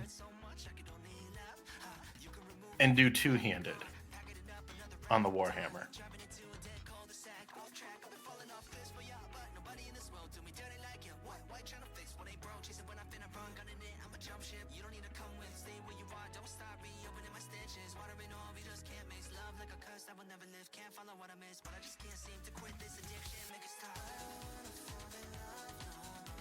Well, that's a bummer.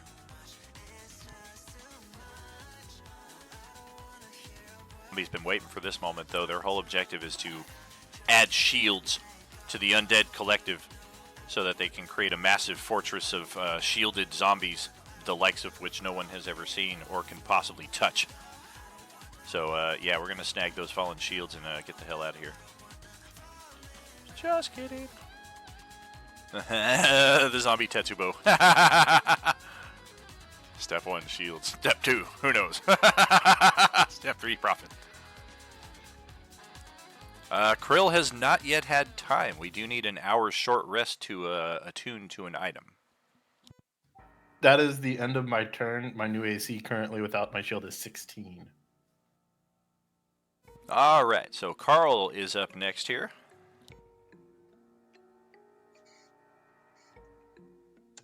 Okay, I will hit the one that's lower, I guess. Is there any loose flank? Lower in hit points or lower in map hit positioning? Oh, okay. Hit You do points have are loose lower. flank with that one, yes. Yeah, I do have loose flank, right? Okay. Alright, I think I get 2 attacks.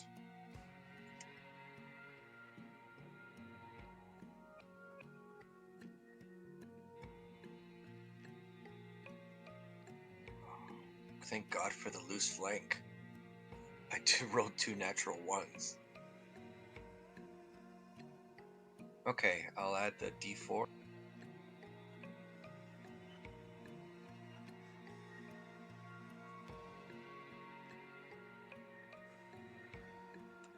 Man, how many Ow. ones am I gonna roll? Jesus. That's bad. Okay, 18 points of damage there, Daniel. All right, we'll take it. That's all I got. Okay, so Grofta is... Oh, hell no. We are going to move.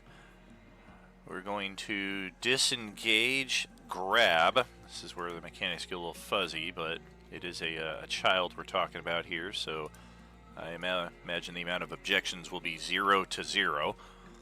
And we're going to disengage and get him. Oh, there's a zombie banging on the door over there, so yeah, we'll just try to hunker down behind the corpse of this giant one here and hope to take some cover. And we will also call for Borsi to join us, and she has a little more space. And I think I will get 0 argument as well, in that she is probably a bit more put together and able to respond in this situation also. So she's going to likewise take her own position of cover there. As Mom and Dad, well, we got to fight. We got no choice now. Good job, Dad. Mom knows what she's doing. Ooh, for max damage. Stab right through that one in front of us. It's still up, though, however, but, yep, we're going to start getting some contributions in here.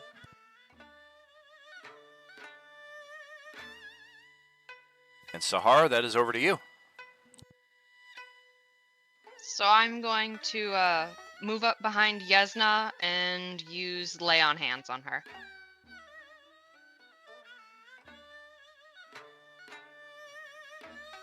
Lay on hands always sounds like so aggressive. It sounds more like catching hands.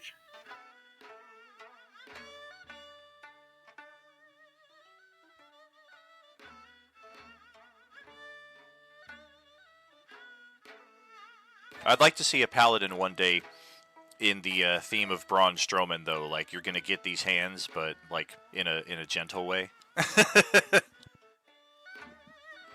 Don't tempt me. Hell I will yes. create a wrestling paladin.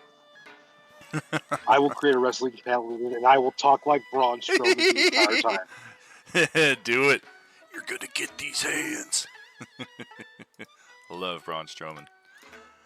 All right, so Sahar moves up, lay on hands. That is action. Okay, anything bonus action?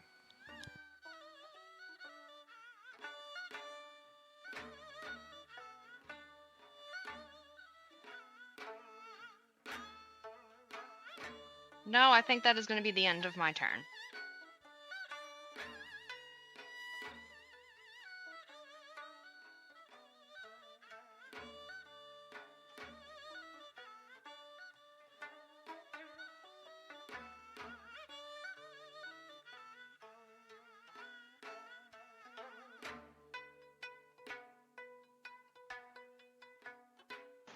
I have a stupid idea. Can bonus actions be used to open or close doors? Just a quick ruling on that. And I can hear the zombie just like pounding and scraping at the door, right?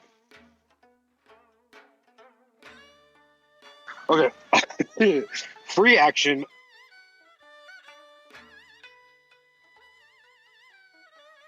Open the door. I will say no Girl Scout cookies. Use my booming blade and my all that good old stuff to hit it with Undead Slayer. And I will use an itch for let me use a D8 hero point to see if I can get. It needs to be 14. So I roll a D8 to see if it gets there.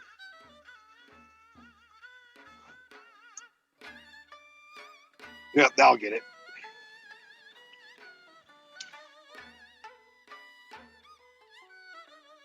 So it'll take that damage, and after I say no Girl Scout cookies and do all that, I'll use my bonus action to close the door again.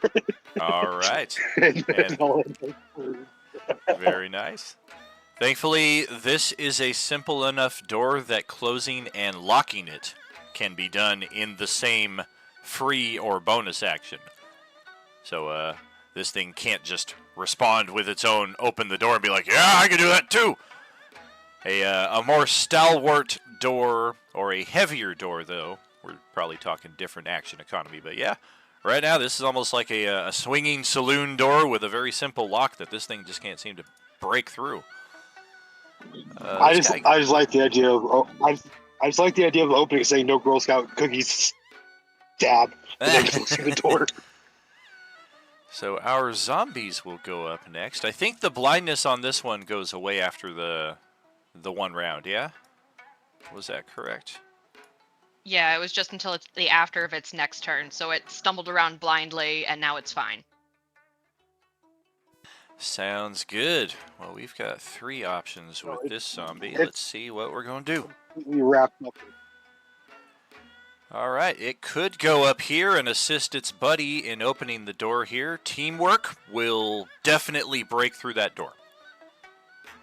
It could go this way through the already open door and start getting some attacks as early as right now.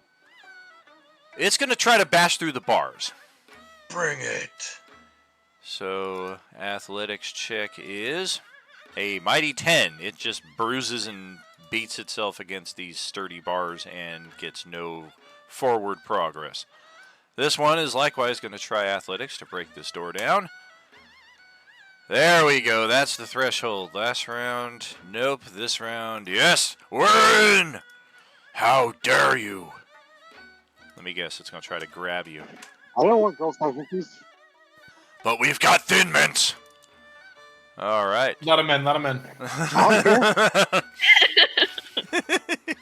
don't know why everyone's obsessed with Thin Mints. God, they're not that great. Thin Mints and Samoas. I will die on the hill. Thin Mints and Samoas, that's where it's at. Yeah, I'm playing shortbread myself. Just but, Samoas. Just Samoas. Maybe a shortbread if I'm desperate. Oh yeah, I'm very plain with my my sweets nowadays. Like, ooh, plain shortbread, nice, bland, mmm. So I just hit Varus with a 24 bite attack for 5 piercing, and yeah, we're gonna squeeze on inside and say hello. Hi everybody. I've been scoping this place out for a while. Which epic boon did Varus take, by the way? I forget. The boon of what was it? I think it's irresistible. Yeah, irresistible offense. So I bypass damages. Oh, gotcha. I thought he had taken the resilience one, which means he would take half damage. It was the opposite. All right, so that one did his thing. No, that's someone else in the group. Gotcha. This one did his thing. This one is in position to. Oh yeah, we're gonna play the field here. 1, 2, 3, 4, 5, 6, 7 is the mother. So we're gonna escape here. We're going to provoke an AOO. Whoops. From Redabru at that point. Nice. That'll hit. And just enough movement to get right up here and go after the mom. With a weapon attack. Ouch, a 24 to hit for 8 piercing. So that's a bonus action. So how come the zombie didn't attack me even though it was right next to me? They are very sporadic and random in who they choose to attack. They can be very tactical in establishing flank and choosing angle of attack, but once it's in full melee, they typically don't adhere to like front lines and things like your more intelligent monsters and enemies might. Sometimes it works to your advantage. Like they could be attacking somebody and have them right up against the ropes and just be like, "Nah, we're done with you. We're gonna go fuck with this guy now." But other times, like now, yeah, it could bite you in the butt. So we got a free bonus bite. Oh god, that's gonna hit. So now she needs a con save. Oh my goodness. Wow. Dice are showing up for the NPCs. She makes her con save, but suffers a failed death save and a level of exhaustion. And then we've got this one that is grappling Radabru. Because that is already established as a grapple position, we will just stay on the dude that we're on. And try for a weapon attack of our own against a 10 armor class. Nope. And that leaves these 3 over here. So this one, I think likewise, play the field. And playing the field means going after the daughter. So we're going to provoke an attack of opportunity from Damn, Elaric. Daniel! Right. All in randomness. Elaric, free attack. Crap. And, I'm going to use my hero point. okay. You That's have what, a 1d8? You get a d6 as a 1d6. supporter, so you need a 6. Oh, so close. I'll give him an inspo Gonna turn that miss into a hit, and until you we'll, get that 20 instead. we'll get some damage. Respect. Sadly, there's I was just got a inspo on that. Very good, very good. And then So we're 4 gonna bludgeoning. we're gonna provoke AOO from Tawny Paw Ooh. and the father here. Hopefully he can do a little better this time. Nope. And I'm drawing a blank. I can't remember if Ari is with us on Twitch. As like a I'm Prime just sub. a regular person on Twitch. I'm not like a paid subscriber. Gotcha. Did you do the Prime sub? Because you get a free sub if you have Amazon Prime. Oh, I didn't know that. I haven't done that yet. Yeah, I think you have to do it through the PC. I don't think it works through the phone, but if you have Amazon Prime, you get one channel of your choice each month that you can sub to for free. It's just a manual thing. Like, it doesn't auto redo it every month, so you have to kind of like keep an eye on it. But yeah, if you do that, that gives you the inspo, and that will 14 points of damage later.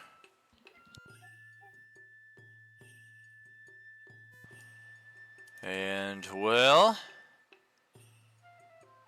we do still have... Oh, that would only be 12 points. I'm not raging. Oh, that's right, my bad. So yeah, it does get 2 HP back. And shit, yeah, looks like it's going to be in position here for its assault. And it's going for a pummel attack. Oh man, he took the girl down. Yowie wowie. No! Let's set that up.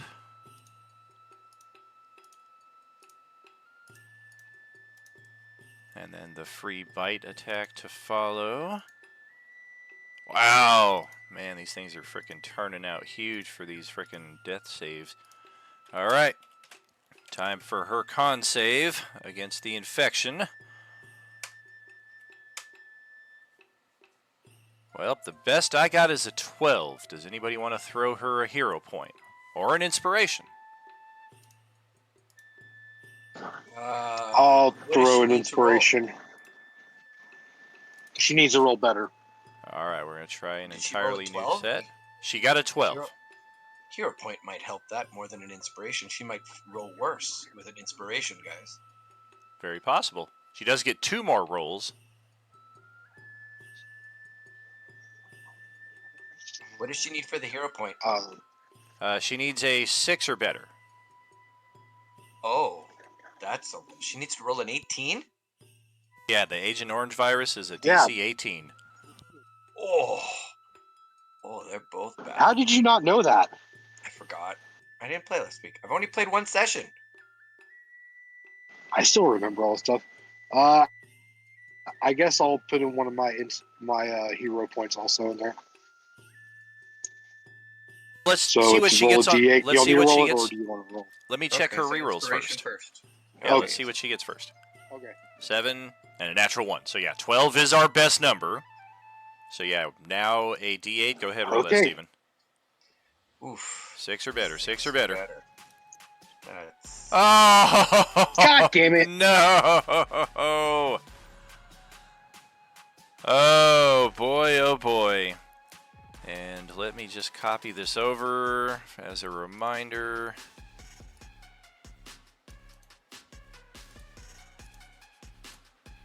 I tried everything I could. Yeah, we pulled out all the stops, all the get out of jail free cards, everything we could. And even with that, I mean, these are dangerous undead, and they get around quick, and they attack at random. Anybody could be one of their victims at any moment.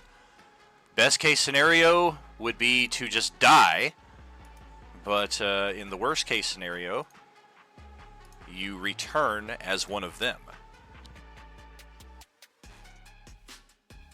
And it is like a Train to Busan zombie transformation in that you get bit, you have about 4 seconds to contemplate your mortality, and then you're this guy.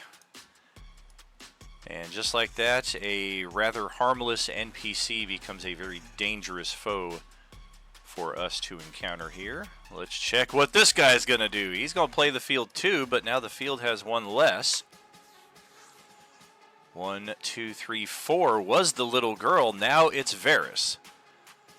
We've already provoked AOOs over here, so nothing doing. We will provoke an attack of opportunity from one. Grovta. He's got his quarterstaff. And with his bonuses, that will hit. He does a flat D6 for a whole point of damage.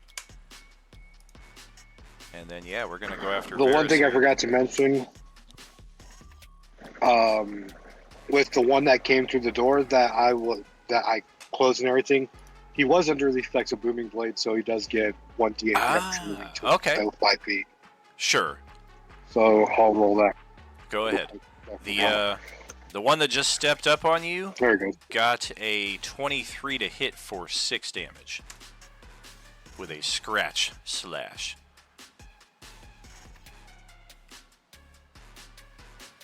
And then Okay, I'm at 18. one final zombie here. Also going to play the field. Also going after Varys. 1 out of 11, and number 4 keeps coming up. So yeah, we're going to pin you right up in there. And we're going to go for a scratch attack again. A natural 1. Okay. I think that is all of them. So now Radabru is going to try to get something lucky on this one. Finish it off with the loose flank, stabbing axe, natural 20. Sadly, it still has hit points. Otherwise, that would have killed it outright. Club shield. That will hit. Drop it to 0. But it's a low DC for it to sustain. DC is 9. I got a 13. So yeah, this thing is still here with 1 hit point. And still holding that grapple. So that will pass it back to the top of the initiative for Tawny Paw.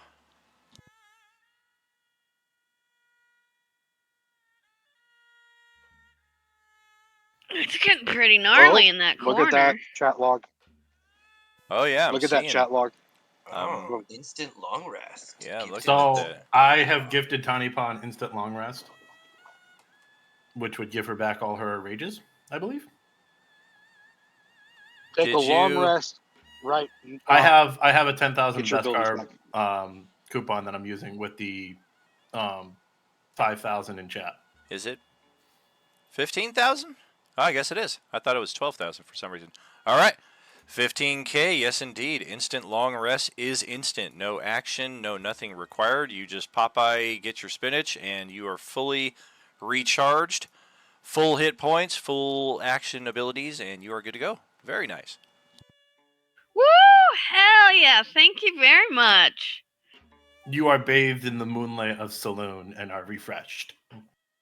Woo! Feeling like I just got a power up. I'll kind of jump back to life and I'll go into a rage.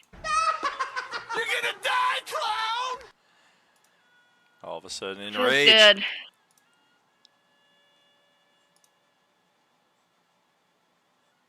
Okay, and then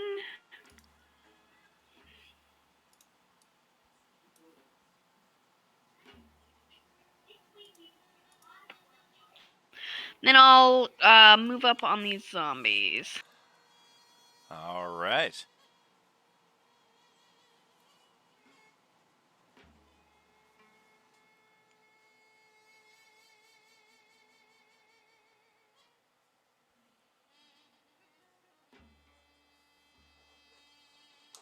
Going after And I'll go after the weakest guy. Sounds good.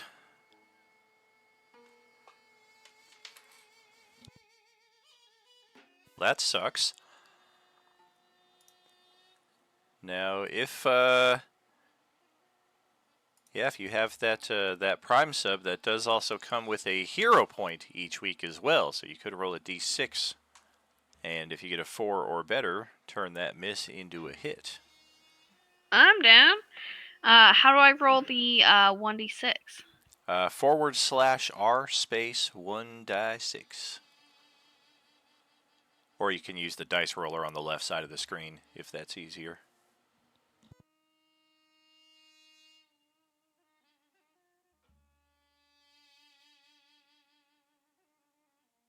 You said /R 1d6? Correct, but space between the R and the 1d6, yeah. Yeah.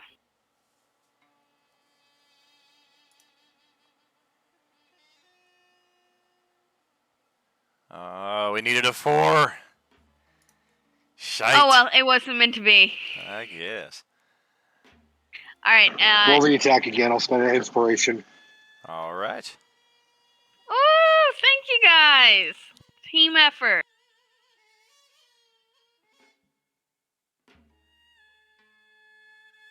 There we fucking go. Yeah. That's what's up. Cut its head clean off. Goes sailing all the way back here and comes spinning to a halt where Krill's daggers used to be.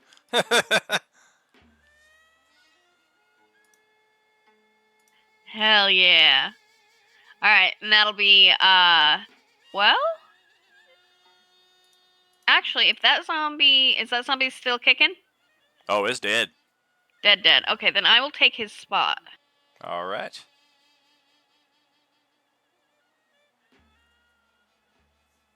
And that'll be the end of my turn. Okay, Krill is next. Right, Crow just moves a bit also. Attacks that one with his weight. Nice. More than half of what it had left. And then with his radiant beam, he attacks the one that's grappling red. Oh, get it. Oh! You have the Twitch sub, right? Yes, I do actually. Yeah, you have the tier 1 sub right there, so you get your weekly inspo and hero point as well. Definitely the inspo will just clear this one from the board. Yeah, Yen's here as well. Okay. Radabru looks over at you and gives a salute gesture of thanks. And Elaric is up next. I'm going to pick up my shield, throw it on my back, and then we're going to move over to help Tani Paw out. All right. 10, 15, Let's do like the 20, governor did with his daughter and keep the zombie 25. girl alive. 30. Yeah, I'll stop here. And then I'm gonna use my weapon with 2 hands still. Wow. He's Wow. 14. Wow. Yeah, and that's all I got. How perfectly average. Do you need a Hero hero point? points. You want a Hero hero point. Do you have a hero point? I'm Yeah, out of hero points in weekly and spells. I'll give you one of those, bro. I don't have points to need it. What is Roll it? a- One. I think it's a You just D8. need a 1 or better, so it's automatic. Yeah, there you go. Yeah, we'll just. You can take one of mine. This one here. Yeah, All right, 10 points applied. Got it. and that's all I got. All right, Carl's turn is up next. Okay, hey, there's nobody around me. Is there anybody? Are the family people still? Who's in the most danger? Can't tell. Definitely Grovta and the great-grandson, as It's definitely Varys who's in the corner. the great-granddaughter has also been turned into a zombie. Varys is surrounded, but he can also just walk right outside. I don't know where to go. Oof. Okay, I'm gonna go straight into this area to soak up some damage, I guess. Let's see.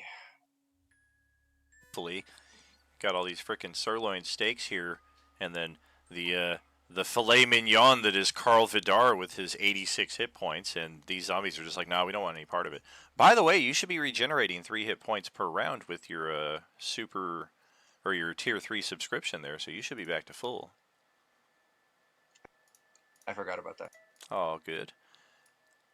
Okay, I'm gonna try and shoot the weakest one, so I'm gonna try and One in the corner there, okay. that guy, I guess. Kind of wedged up in the wall. Yeah, I'll shoot him. 2 attacks. Do the first one, see if I can kill him with the first one.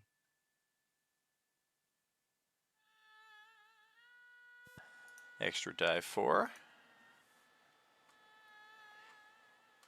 Might want to make an attack block dedicated for that, since zombies are going to be a repeated featured foe in this campaign, and if they're a favorite undead possibility, or a favorite foe possibility. Yeah, you're probably right. I'll figure something out. So that's 11. Is he dead? We're still kicking. Fuck. Okay, then I will take another stab at him.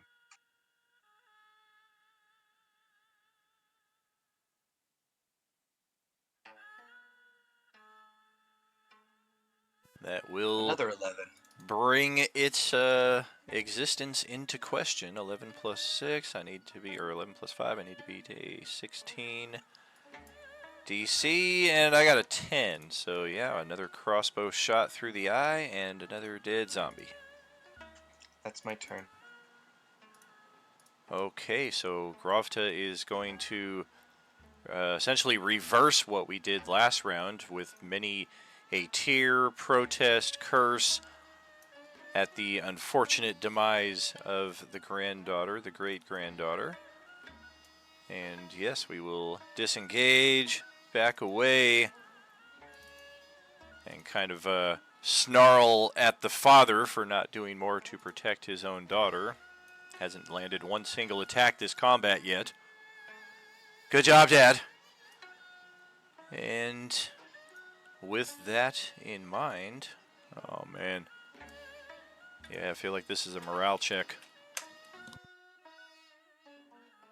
Yeah, there's no way in hell he's going to go attack this one. So we're gonna go over here, loose flank this one with Krill, and see what happens. Hey, we finally hit something. Too little, too late.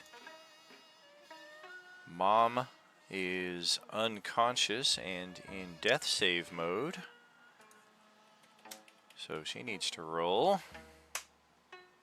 Okay, that gives her 1 up and also 1 down. And Sahar is next.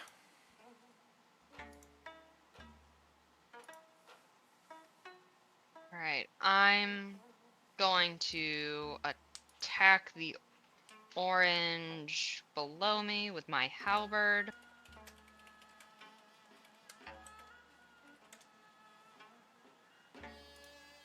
Nice. Damn hit points on these things.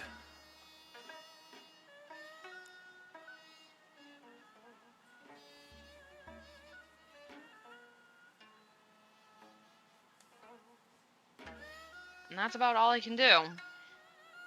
Okay. Varys, how about you? Getting a little uncomfortable over there. Okay, so I'll regen my 6. 5, 6.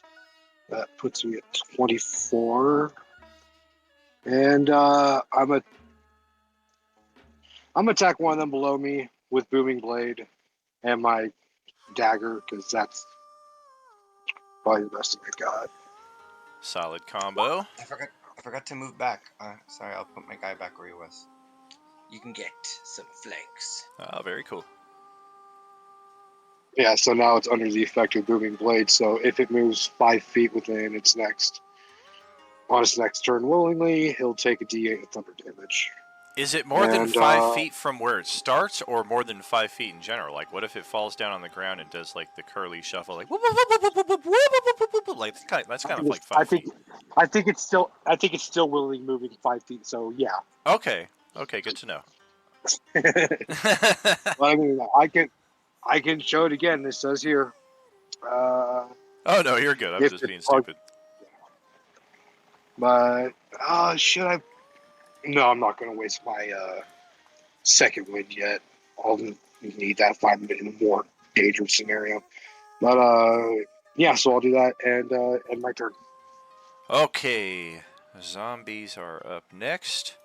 Let's start with the one outside with the same choices as last round.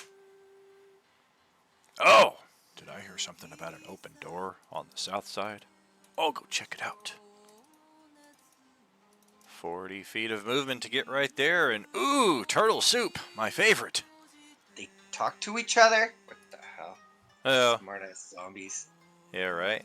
And he's the only one within range now that Carl has finally moved away from there and could have drawn one of the attacks. The turtle gets it. We're going to go for a pummel on our dear friend here. Natural 20 to hit Radabru. And thankfully he's got character level here, so he still has a few hit points to his name after taking 7 damage. But yeah, oh man, not cool! I thought they were all gone outside. Where'd this one come from?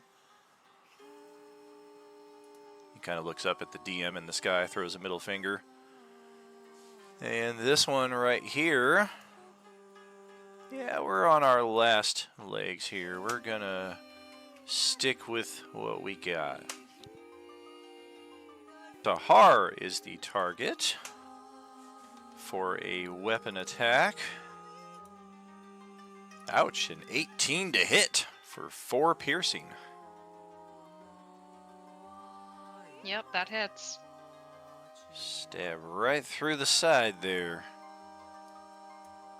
And this one here.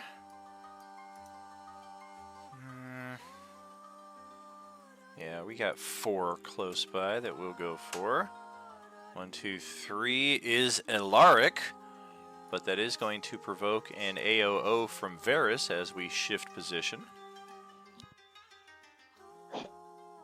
And he moved 5 feet, so that's booming blade as Oh, well. nice. And you get flank on the attack because you're flanking with Carl. So yeah, flank plus booming blade.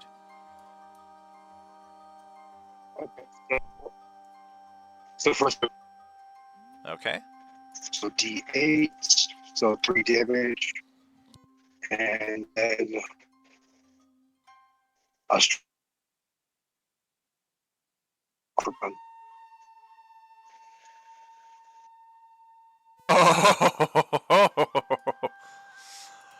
Well, yeah, that's more hit points than I have left, so that just kills it outright as it dares to step away from you and just kind of snub your presence there. You're gonna get things, man. Alaric just looks down at the stumbling zombie that just died in front of it. And the one caught between all of you, likewise, 4 targets. We're going to go for Tawny Paw, so we'll just stay where we're at. Yeah. And try for a scratchy scratch. Ouch, an 18 to strike. It That's a is hit. 7 slashing from that, 3 for barbarian resistances. And then I think it's just the girl.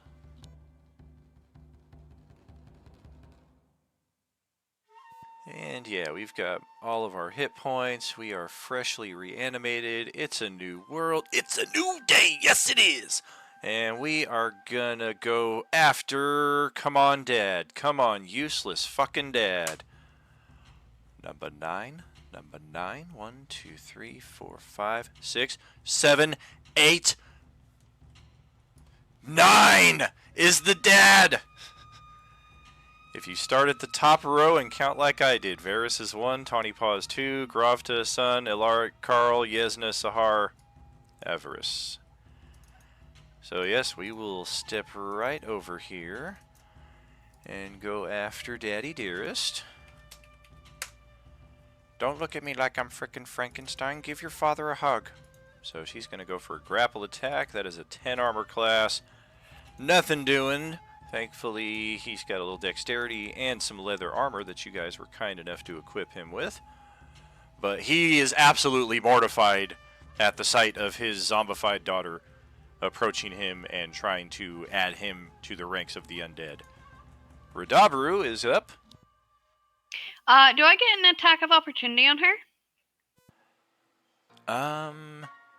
Yeah, I missed that. You would. Yeah.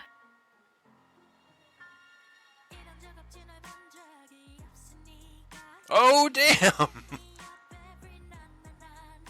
Wow. Another Nice 13 hit. damage. Yowie, wowie. Alright, so Radabaru is just going to retaliate on the one that stepped up on him. Use a little help over here, guys! That's 2 for 2, so we'll start chipping away at this one.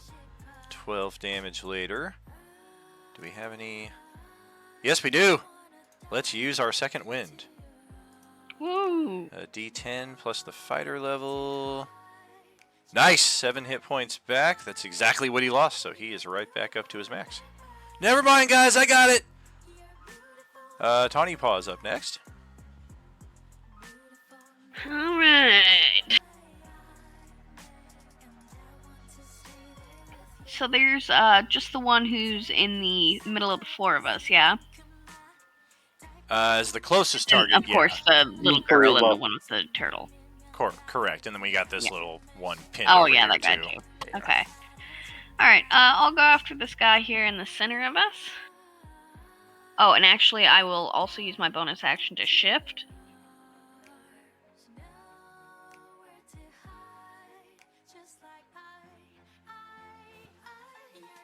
Going for the beast hide again, or something different? I think I have to always go with Beast Hide. I think it's like a one and done. Oh, interesting. Okay. So that'll just give me some extra AC and health, and then I'll attack that guy. I dig it. Woo!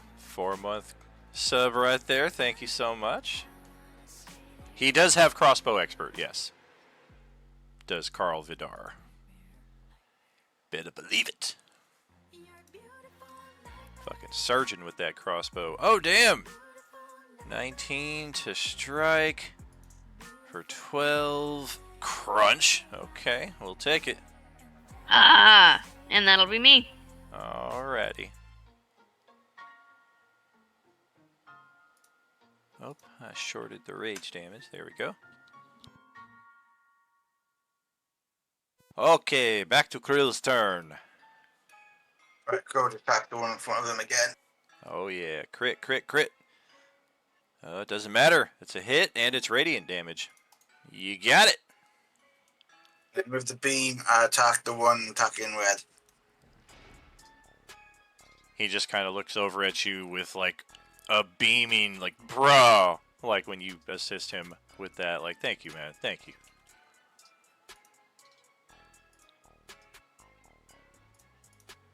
He looks over at you and he kind of like points at you, points at himself, and then points at his little stash that he keeps in his pouch. He's like, after this, you and me, bro.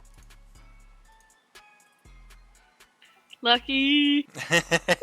And then he moves over towards him as well. Greenskins unite! No, I meant after this, dude. After this, dude. All right, we can smoke up now if you want. Ilaric, your turn. Bonus action, I'm taking the last dust and throwing it into Yesna's face. Okay. You do need to be adjacent to her to administer it to her. Isn't it just a powder, though? So can it just, like, explode in her face? She has to, like, sniff it, so it's kind of like the same as the potion. Like, you have to administer it. All right. I will then just attack the one in between me and Varys. All right. Come on, two-handed. Nice, finally! And it's enough hit points to kill it outright. Well done, Alaric. Hell I'm yeah. now just going to teabag the fuck out of it. And now you can move and give her the thing with the bonus action. Yeah, go. Yeah, let's Just do gotta avoid that one right there so that you don't get the attack of opportunity, but you have enough move that you can kind of like squeeze around. And then I just slam it in her turn. face. Well done. All right. 2d4 plus 2. Let's see if she's at full or at missing 1 hit point. It's one or the other. She's at full. Okay. Her eyes just burst open again in terror. What's happening? I'm pretty sure she was unconscious when her daughter turned, too, so this will be an interesting wake-up call.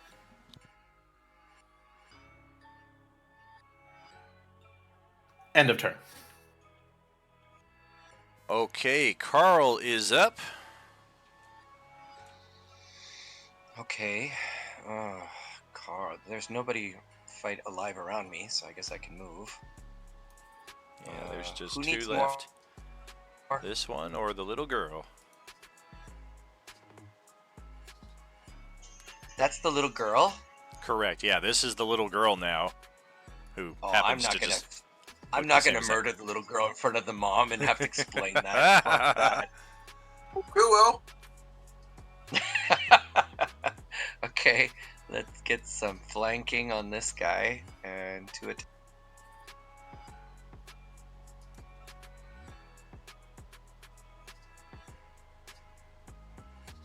Yeah, looking good with that first attack. Second one, not so much. Not so good.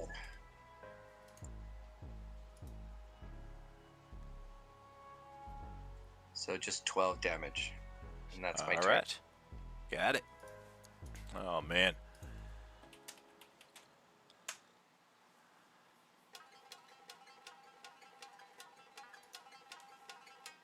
Okay.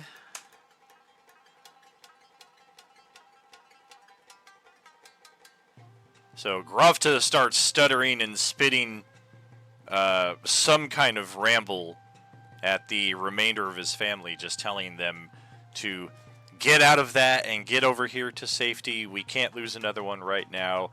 You don't want to be any more of this tragedy than you already are. It'll haunt you forever if you're the ones who finish her off, and much more than he's able to say in a 6-second span. Hence why he's so stuttering and babbling and more or less incoherent. The family themselves, let's see what they're going to do.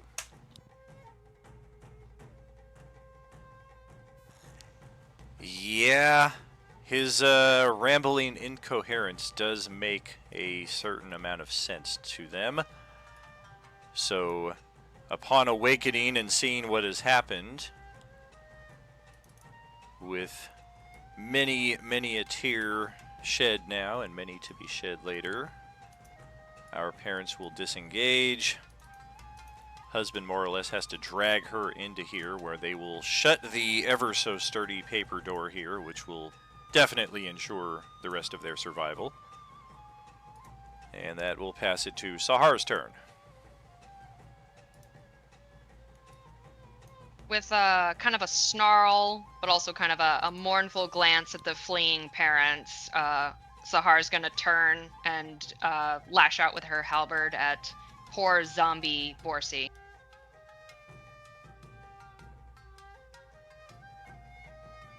Oof. Solid strike right there.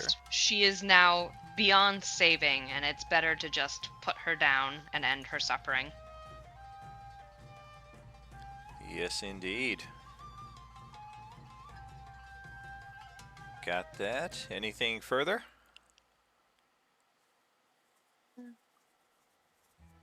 Let's see. I think I'm going to move up here.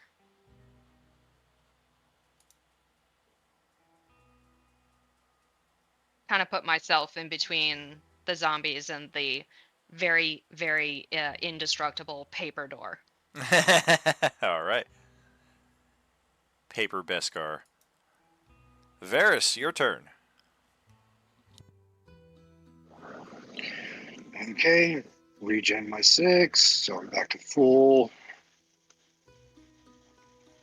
And I know what I have to do. So booming, I'm gonna start calling it Booming Slayer. So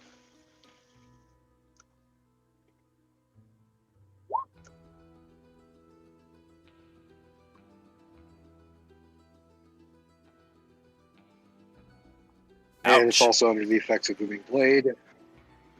Yeah, and I'll have my turn.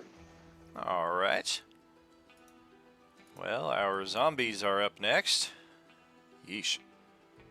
Choice of 3 over down here now that we're running low on HP. Holy shit, Carl finally drew an attack. Oh, I think he drew one before, and it was a grab attack, and I missed him. So we're going to try that once again, and once again miss. A 7 armor class. I think Carl could take off his armor, and I still wouldn't be able to fucking hit him. And then the girl has really, let's say, 4 options here. She just kind of darts her head back and forth, ravenously looking between which of you will be her first victim. And it is Sahar. So Varys is going to, once again, Booming Blade and get an attack of opportunity.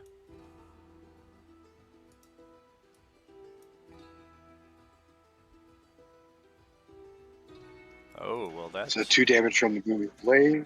I can survive that. And attack this. That will hit. 13 plus 5, 18 DC, disadvantage. Wow. And a natural 20 and a 22. So even at disadvantage, this thing survives your stab right through the back of its head. And it goes for a scratch attack on Sahar, which is a 19 to hit for 4 slashing damage. Yep, that hits. And that is it for the zombies, as Red has his turn. Gonna step over here, get the loose flank with my green brother from another mother. And stabbing axe, natural 20. Once again, he gets a natural 20 and leaves it with 2 hit points. Should start doing the bonus attack first. Nice! Crit with the bonus attack. Doesn't matter that it does shit for damage. It's a crit, so it kills it. And Radabru starts doing his little Michelangelo dance.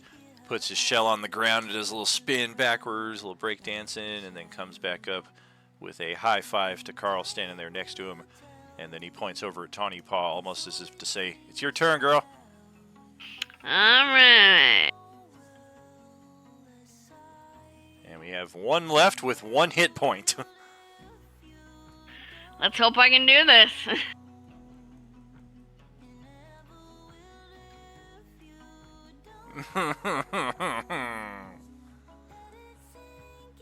It might come down to Krill, who was the first to volunteer to execute this deed. Yeah, I don't know if we want to burn any of our expendables for 1 hit Not point with at this point. Yeah. Oh, wait. Not with that many people about to go. All right, Krill, go ahead. you short yourself one space or move one extra, well, I was going to say you'll get the flank, but yeah, you'll still need the hero point in either case. And yes, that will put an end to definitely the most heartbreaking and unfortunate NPC death we've had so far. Probably even more than Kubrick, and definitely more than Barry on Monday Night Table. Barry was kind of a wang anyway. But anyway, the combat is over. The initiative is dropped. And much like last time, but also a little different than last time, all is quiet outside.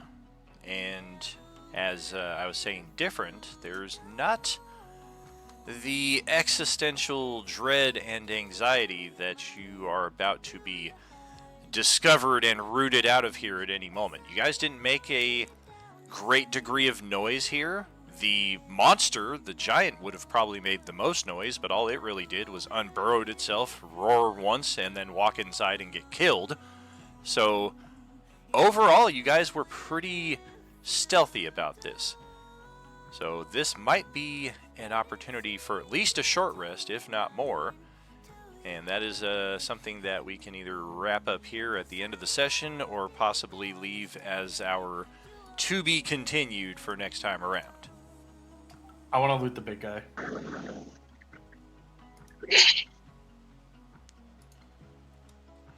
I want a short rest to get my action surge back. In addition to that large. Oh, go ahead. Who wants to attune to his daggers? Sure. Can do that If while I getting get a my, short if rest. I want my spells back, I need a long rest. Yeah, the family is definitely interested in a long rest, especially since mom and dad and, just mom and dad are both one level of exhaustion after having gotten some of that Agent Orange virus within their bloodstream. Thankfully, their constitutions saved them from that. Otherwise, we would have 3 dead family members here. And as far as the big guy, in addition to that large sword that it was using, which really isn't even a sword, it's just a large jagged piece of metal without a handle. But of course, it's a zombie. It doesn't care that it doesn't have a handle. It's just using it. And otherwise, it doesn't have anything of interest on it. It doesn't have any pouches with coin, doesn't have any other equipment, wasn't wearing any armor. As a monstrosity, it might be of interest if somebody's like, yeah, check this out. I got the eye of a zombified frost giant. Something like that, possibly useful.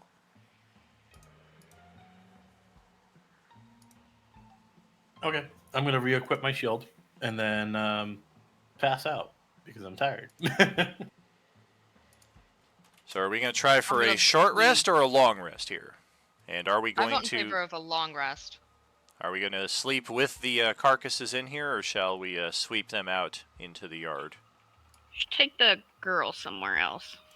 Maybe even a closet or something. We can put her in the storage all the shed. Normal zombies. Yeah, all the normal zombies get thrown out back. Borsi gets a little place of pride. Give her a proper burial, and then we shut the doors and barricade ourselves in. All right. Let's get some survival checks to see just what kind of barricade strength we're looking at. And then let's also combine that with a group stealth check as well. So each of you roll survival, each of you roll stealth. Let's see how secure and how quiet we are.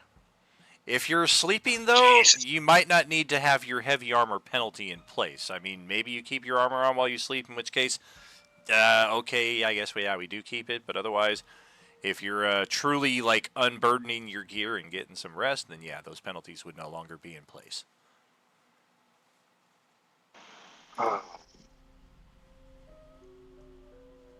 Stealth.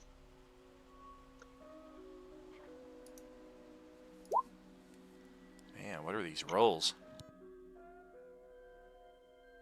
All the good rolls were used in combat. Yeah, you guys saved all your natural ones for the last few minutes here. Goodness gracious. Survival. Some decent survivals there. Stealth, couple decent stealth, but a lot of bad ones. Okay, So let's check that versus. All right.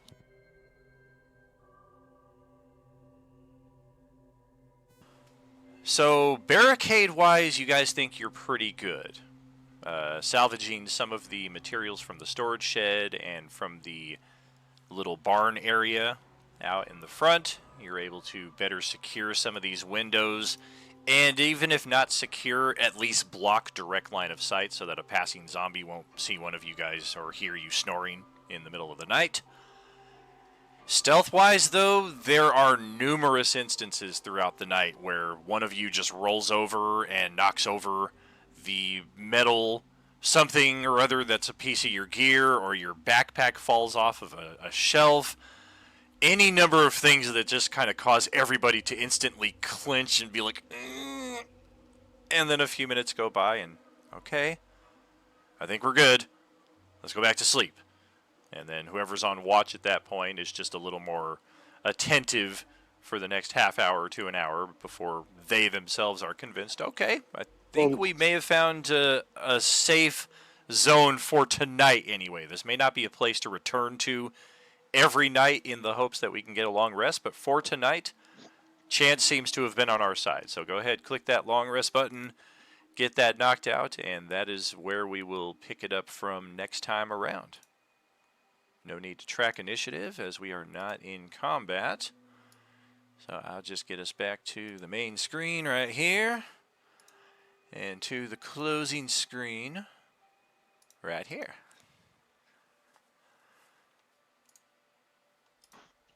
Start calling me Gifting Gomez because of how many inspos and hero points I give out. Hey. Handy to have for sure, not just for yourself, but very beneficial to the party in general. And yeah, that is our third session here for Sunday G1 and the official closing of our little bonus trivia op that I put up on TikTok last night. For those of you who answered an even dozen, you are correct. Every session has had every table has had 2 sessions, not including today's. Today would be session 13. Well, I'm not going to go into that because that might be a future trivia question right there, so I'm not going to reveal too much. But for those of you who answered an even dozen, 12, that is correct. I will be posting the results, tagging each of you, of course, in our home base here, possibly later today, maybe tomorrow, or at some point else throughout the week. But fantastic work here as always. Dylan, we missed you today, but hopefully you're getting some much needed rest and can pick up with us next time around. And Jai, we look forward to having you at the table next time around. She is, I want to say, like mid-tier to beginner experience with 5e. So I know she's very much looking forward to this experience, and we are looking forward to having her at this table also. Great job as always, though, friends. It is always an honor and a privilege and a joy to share these tables with you each and every week. And as always, there is no RU without you, friends. Have a great rest of your day. We will see you next time around. Yes, and just a reminder, Johnny and I will not be here for our next Sunday. We will be on vacation in Scotland, so we will be back 2 Sundays from now. Ooh. Enjoy. Aw, we don't want to miss any players, but definitely totally looking forward to that vacation. Johnny's been talking about it for a long while now, so yeah, definitely wish you all a fun time To the ahead. land of Scotland. To the land of Scotland of William Wallace. Would any of you guys like? Of the highlight. I can play one of your characters if you guys want. One of you guys want me to play your character for you, since you guys did it for me last week. That was really nice.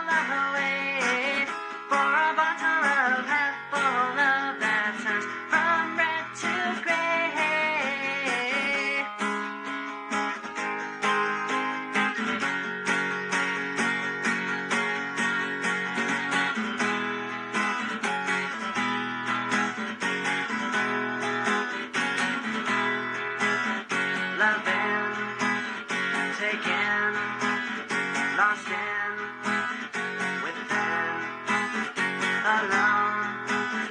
She's gone. She's where? She's gone.